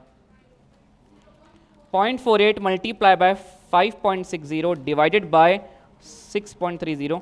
क्या दोस्तों 0.4266 आ रहा है, तो 0.43 कर दूं क्या इसको? मुझे बताइए बस एक बात, यहां पे आपको एक्स बार और वाई बार तो ऑलरेडी दिया हुआ है, बी निकल गया। क्या पॉइंट फॉर्म के फॉर्मूले से एक्स ऑन वाई की इक्वेशन निकाल लोगे? X minus x bar is equal to b x on y bracket में y minus Y bar. X bar और वाई बार दिया हुआ है, हाँ या ना? बी तुमने निकाल लिया, इक्वेशन बना लोगे, और यदि इक्वेशन बना लिया तो y की वैल्यू पुट करके x की वैल्यू निकाल लोगे। क्या पूरा सवाल करोगे सॉल्व अपने आप? करो, मैं देता हूं 5 मिनट। इक्वेशन बता। नहीं तो x ऑन y निकाल रहा था, x इधर बैठेगा ना, तो y ऑन x क्यों निकाला? दोस्तों आपको x की वैल्यू निकालना है, मुझे पहले सबसे पहले हेडिंग में लिख के ये बताओ, आप x ऑन y निकालोगे कि y on x? x on y। क्या किया प्रथमेश तूने? स्पर्श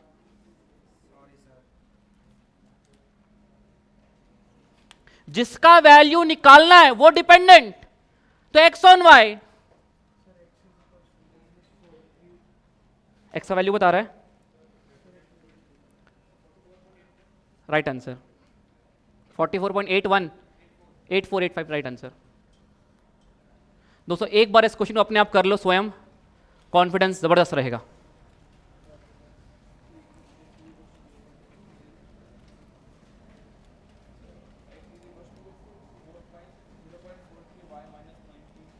राइट आंसर, इक्वेशन सही है। अब क्या करेगा, x का वैल्यू पुट, y का वैल्यू दिया हुआ है 60, x का वैल्यू निकाल ले। M number 3, m number 3। दोस्तों चैप्टर का फ्लो सही तरीके से गया दिमाग में? नहीं नहीं, क्या बोल रहे हैं? 44.86 राइट आंसर। 6 पॉइंट, कैसी बात कर रहे हो आप लोग?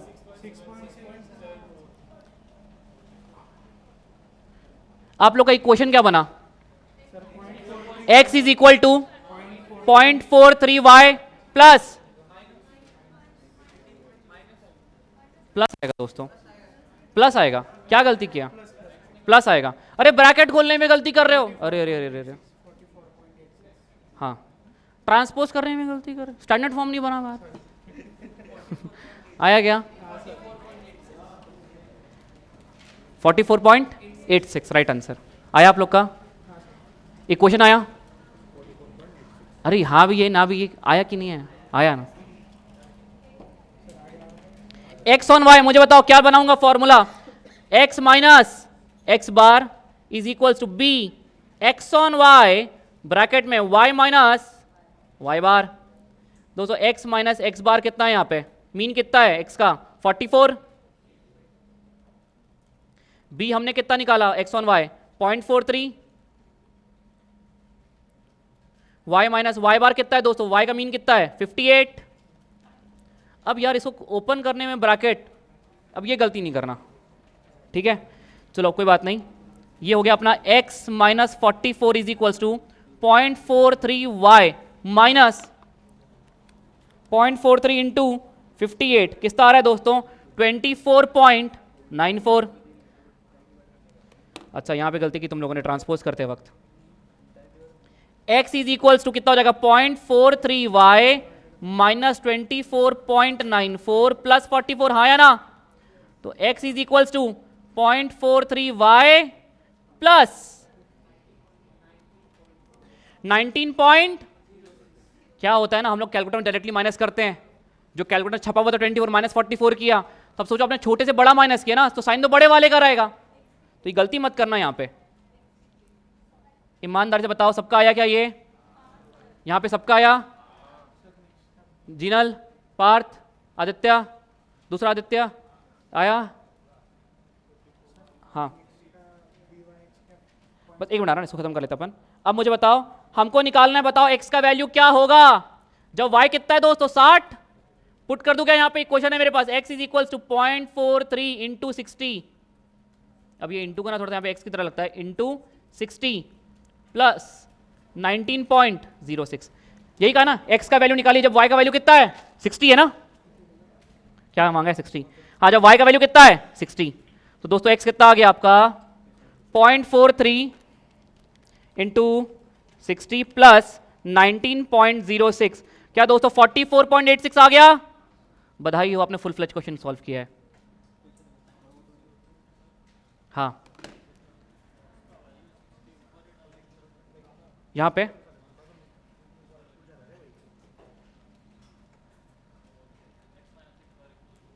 ये वाला पार्ट समझाओ, यहां से यहां। तेरा क्या आ रहा है? हाँ यहां पे डाल सकते ना, फॉर्मूला डाल सकते हैं, बिल्कुल डाल सकते हैं अपने। पर मान ले एक क्वेश्चन निकालने को कहता तो मैं एम नंबर 2 तो पूरा सही निकालूं। दोस्तों हो गया क्या? आइए तीसरा सवाल देखो दोस्तों। अब कह रहा है एस्टिमेट करो y का वैल्यू निकालना है, तो y ऑन x की x ऑन y। क्या एम नंबर 1 अचीव करोगे? अब एम नंबर 1 अचीव करने के लिए मतलब कोएफिशिएंट के लिए कौन सा फॉर्मूला? 1 2 3 कौन सा? दो तो कोवेरिएंस दिया हुआ है और एक हाथ जोड़ के विनती है, वेरिएंस दिया हुआ है, मतलब सिग्मा एक्स का स्क्वायर दिया हुआ है ना। एम नंबर 1 गलत नहीं करना, इक्वेशन गलत नहीं निकालना, वेरिएबल का वैल्यू गलत नहीं निकालना। Estimate right answer, exactly right.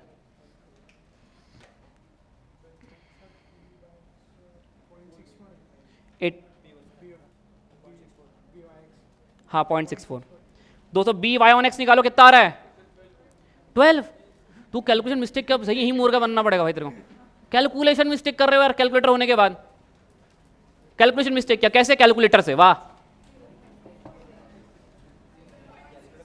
हाँ 0.64।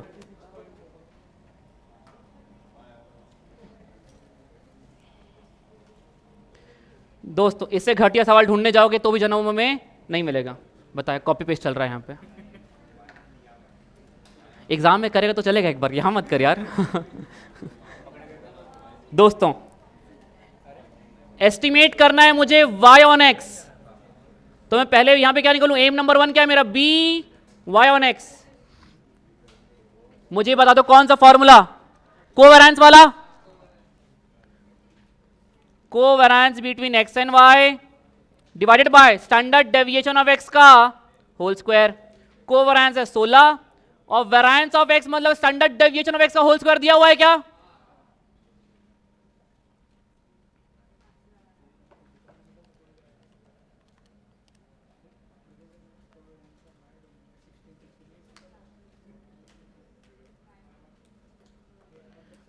मुझे बताइए क्या y ऑन x का इक्वेशन बनाया आप लोगों ने? कौन सा formula? y minus is equals to b y on x bracket में दोस्तों x minus y minus y बार कितना है मेरे यहाँ पे? 30 दिया हुआ है ऑलरेडी। b हमने निकाल लिया 0.64, x माइनस x बार कितना है? 20। 0.64x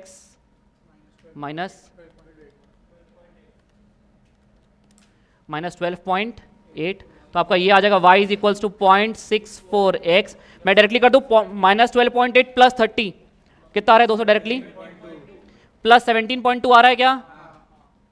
क्या इक्वेशन बनाना सीख गए आप लोग? एम नंबर 2 अचीव हो गया।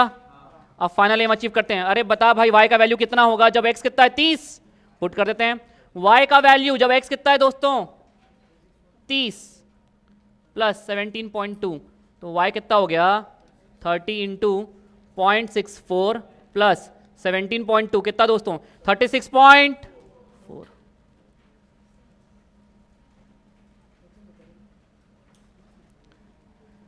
मुझे बताइए ये पॉइंट क्लियर हुआ हाँ या ना? एब्सोल्युटली क्लियर है पॉइंट। दोस्तों मैं आपको 2 मिनट का समय दे रहा हूँ, पेज नंबर 1 से लेकर के तीनों एम को अच्छे से पढ़ने पलटो और तीनों सवाल फुल फ्लैश। देखो मैंने तीनों क्वेश्चन में आपको भी अलग अलग तरीके से निकलवाया। पहले में पहले फॉर्मूले से निकलवाया, दूसरे में आपको दूसरे वाले फॉर्मूले से निकलवाया, इसमें कोवेरिएंस, और तीनों अलग अलग फॉर्मूले से फिर इक्वेशन जनरेट करवाया और इक्वेशन से एस्टिमेट कराया वैल्यू। Final m number 1, 2 and 3।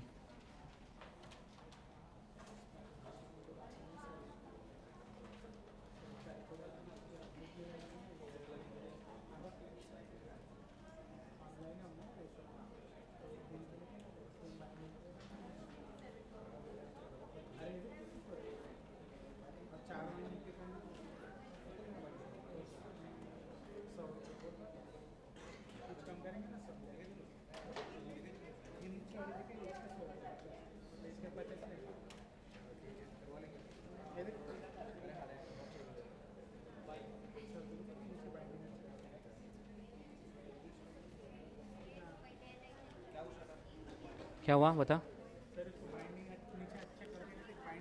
Spiral करवा लेना। स्पाइरल ऐसा करना कि बुक ऐसे प्रॉपर लिखते बनेगा। देखो करा ले, स्पाइरल करा ले, स्पाइरल करा ले। एक्चुअली ट्रांसपोर्ट से आई ना वहाँ से, तो ट्रांसपोर्टेशन में गई, निकल जाता है। दोस्तों हो गया रिवीजन?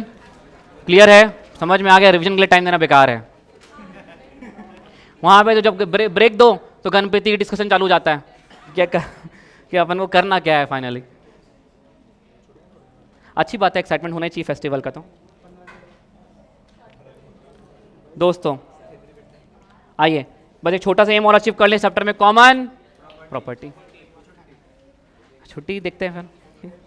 आइए दोस्तों सुनना, इस चैप्टर में मैंने कहा ना, ये चैप्टर में मुझे समय इसलिए चाहिए क्योंकि नंबर ऑफ क्वेश्चन मैंने बहुत ज़्यादा किताब में ही इनकॉर्पोरेट किए, वरना कॉन्सेप्ट से मैं कब का ख़त्म कर चुका था एक क्वेश्चन में। मुझे तो वो ठीक नहीं लग रहा तो सो जा, तो चले जा, टेंशन मत ले। ऐसा कोई बोल रही है कि तो परमिशन लेने वाली बात है। हेल्थ ठीक नहीं, हेल्थ पे ध्यान दे पहले। दोस्तों आइए कॉमन प्रॉपर्टी पे अपने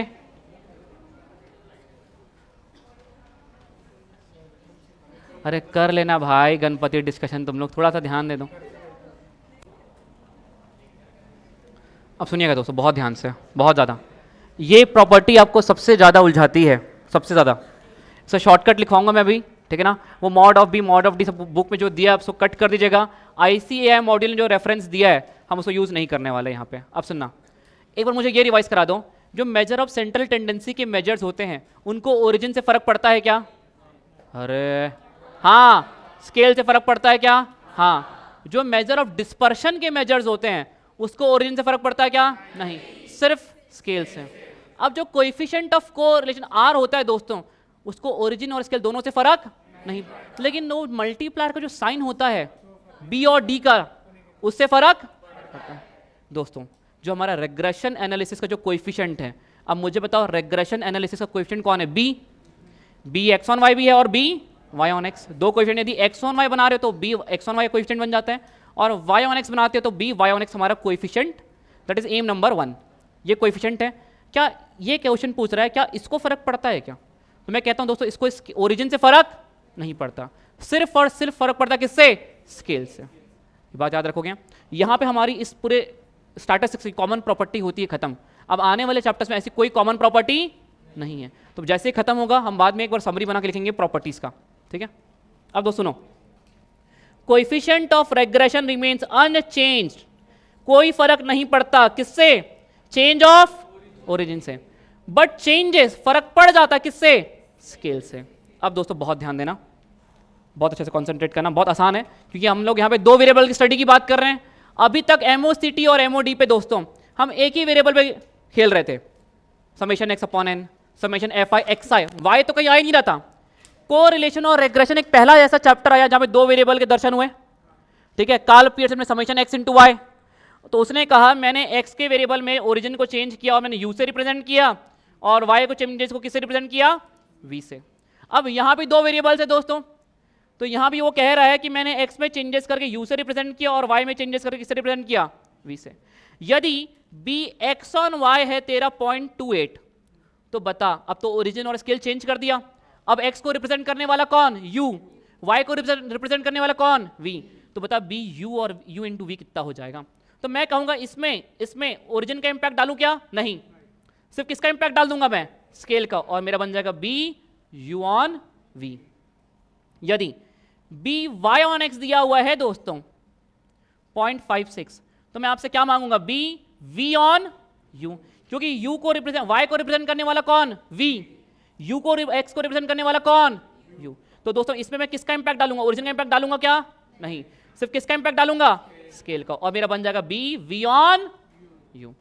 ये पॉइंट क्लियर है? आइए दोस्तों इसी बात को लिख लेते हैं पहले और एक क्वेश्चन करते, सुनिएगा।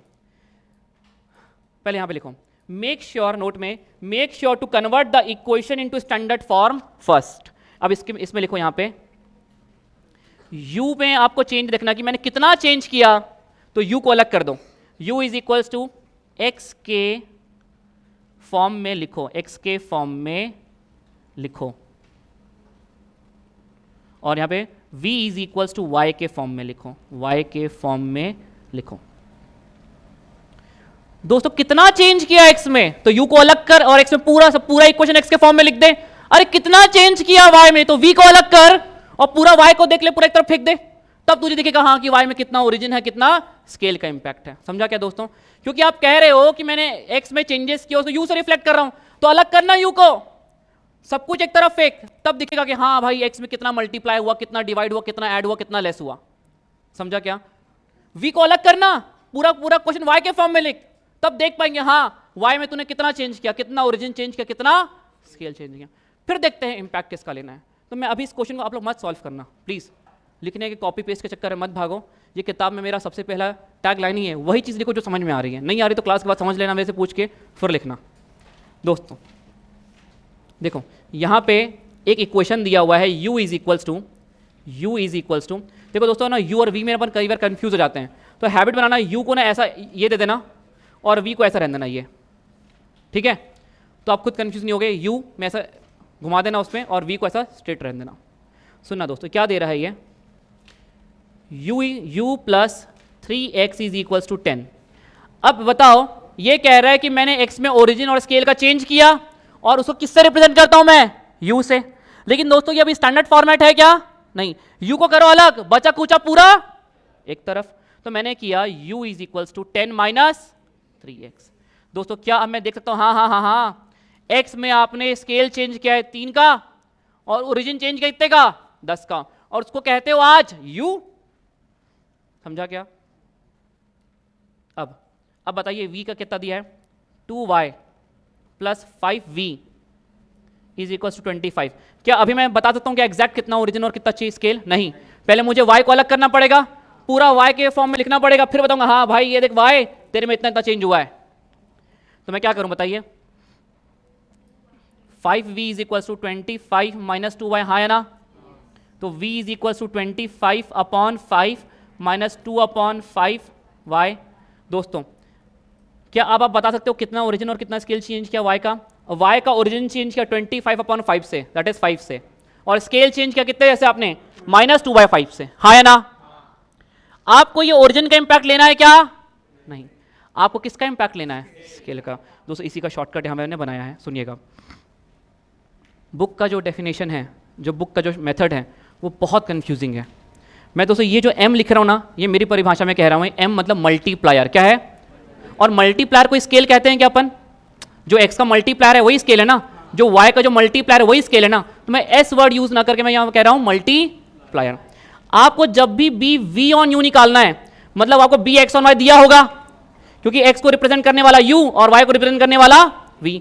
तो आप b x ऑन y में बस किसका इंपैक्ट ले लीजिए? स्केल का। स्केल मतलब multiplier, multiplier of x divide by multiplier of y। ये x पे खत्म हो रहा है तो आपको b v ऑन u निकालना है, तो b y ऑन x दिया रहेगा। आप मल्टीप्लाई कर multiplier of y divided bye multiplier of x, बात खत्म। अब देखो दोस्तों यहाँ पे, अब यहाँ पे आप जो गलत करने वाले हो ना, बेसिक्स है, इसलिए मैं आपको सॉल्व करवाता हूँ एक बार इसको। मैं चाहता हूँ इस क्वेश्चन को पूरा दोबारा आप लोग सॉल्व करना, मैं टाइम दूंगा, मत कॉपी पेस्ट करो, मत करो वैष्णव, मत लिखना, मैं टाइम दूंगा दोबारा करने का, ठीक है? अब सुनो, यहाँ पे आपको b y ऑन x इस दिया हुआ है, b y ऑन x कितना है दोस्तों? 0.80, बोलो हाँ या ना? कह रहा है बता b v ऑन u, वो कह रहा है हाँ देख भाई y ऑन x था, मैंने उसके ओरिजिनल स्केल में चेंज मारा और अब x को संबोधित करता है u और y को संबोधित करता है v, तो तू बता b u on v on u। हाँ ठीक है ना? तो ओरिजिन का इंपैक्ट लेंगे क्या? नहीं, तो मैं कहूंगा अरे ये ले भाई b v on u is equals to b y on x multiplier of y की मल्टीप्लायर ऑफ x। पहले y है तो multiplier of y divide by multiplier of x। अब बताइए दोस्तों b y ऑन x कितना है हमारा? 0.80। इसमें मल्टीप्लायर का इंपैक्ट बस लेना है मुझे। मल्टीप्लायर y का कितना है? मल्टीप्लायर है y का कितना? -2/5, हाँ है ना? मैंने मॉड नहीं लगाया तो विद साइन लेना, ठीक है? मल्टीप्लायर है -2/5 divided by multiplier of x कितना है दोस्तों? -3। इसको सॉल्व करेंगे अपना आंसर आ जाएगा। अभी अब आपको दिक्कत ये होती है, सुनना, मैं बचपन का मैथ समझा रहा हूं एक बार। a upon b divided by c upon d होता है, तो कैसे सॉल्व करते हैं इसको? इसको आप ऊपर लेके चले जाओ, रेसिप्रोकल हो जाएगा ये, मतलब ये हो जाएगा a upon B multiply by D upon C. दोस्तों उसी प्रकार से जब आप इसको सॉल्व करेंगे तो ये हो जाएगा 0.80 मल्टीप्लाई बाय, ये माइनस माइनस कट जाएगा, यहाँ पे कट कर दो इसको, 2/3, ये 3/1 है, कुछ नहीं लिखा तो 3/1 है, ये इनटू ऊपर जाएगा तो कैसे जाएगा? 3/1 है तो कैसे जाएगा? 1/3, सॉरी 2/5 है। दोस्तों सॉल्व कर ले कैलकुलेटर में, 0.80 into 2, 0.80 into 2 divided by 5 divided by 3, क्या पॉइंट आपका आ रहा है 1067 ले लूं? 1.1067 and this the right answer. दोस्तों सबसे बेहतरीन कॉमन प्रॉपर्टी है वो है रिग्रेशन की, सबसे बेहतरीन। दोस्तों इस क्वेश्चन को कॉपी पेस्ट मत करो, एक बार प्लीज आप लोग अपने कॉपी में निकालो, रफ कॉपी में। मैं क्वेश्चन आप सभी के पास है, छापो मत, एक बार निकालो, मेरे सेम आंसर निकालो, फिर आपको कॉपी कर सकते हो उसको।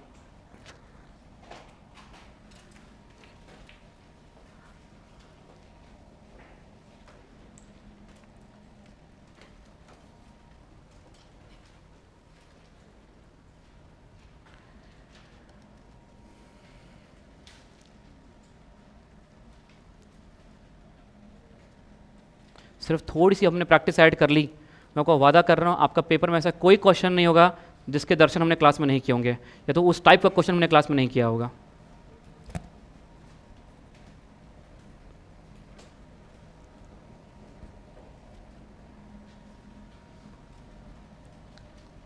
लीनियर होगा। पहले स्टैंडर्ड फॉर्म में कन्वर्ट किया, फिर मल्टीप्लायर को देखा ध्यान से,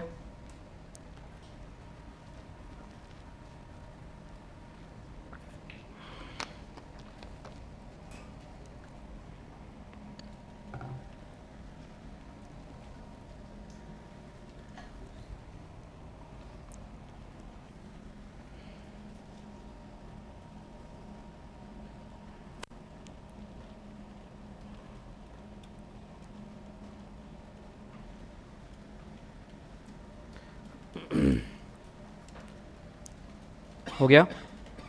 सेम आंसर आया सबका? कोई गलती तो नहीं किया कैलकुलेशंस में? ठीक है, आप लोग लिख सकते हैं इसको, ये लीजिए।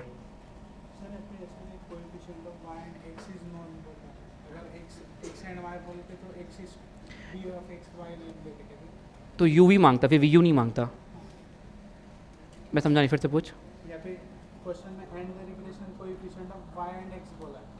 नहीं ना, and regression coefficient on y on x, तो ये b y ऑन x दिया हुआ है। हाँ, अगर x एंड y लिखते हैं तो x on y, x on y। b x on y होता, और ये फिर b वी यू नहीं मांगता, ये मांगता भी b यू वी। या तो फिर इक्वेशन में वैसा देता, मतलब x का रिलेशन v के साथ देता और y का रिलेशन u के साथ देता। समझा क्या? मैं इसमें अच्छी खासी प्रैक्टिस ऐड करूँगा अभी। मैं सब समझाने के हिसाब से मैंने कॉमन कंसेप्ट में एक बेहतरीन सवाल डाला है।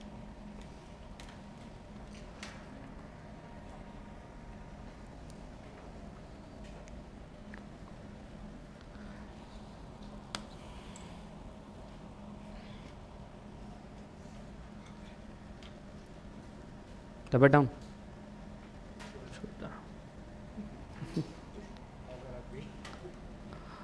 हो गया? भावना हुआ? कॉपी पेस्ट नहीं पूछ रहा हूँ मैं, सॉल्व किया नहीं, तो चेहरे में देख के समझ में आता है। पूछने वाली क्या बात है सर? श्री राम हो गया? हाँ हो गया तुम लोग का लिखा? दोस्तों अब सुनना,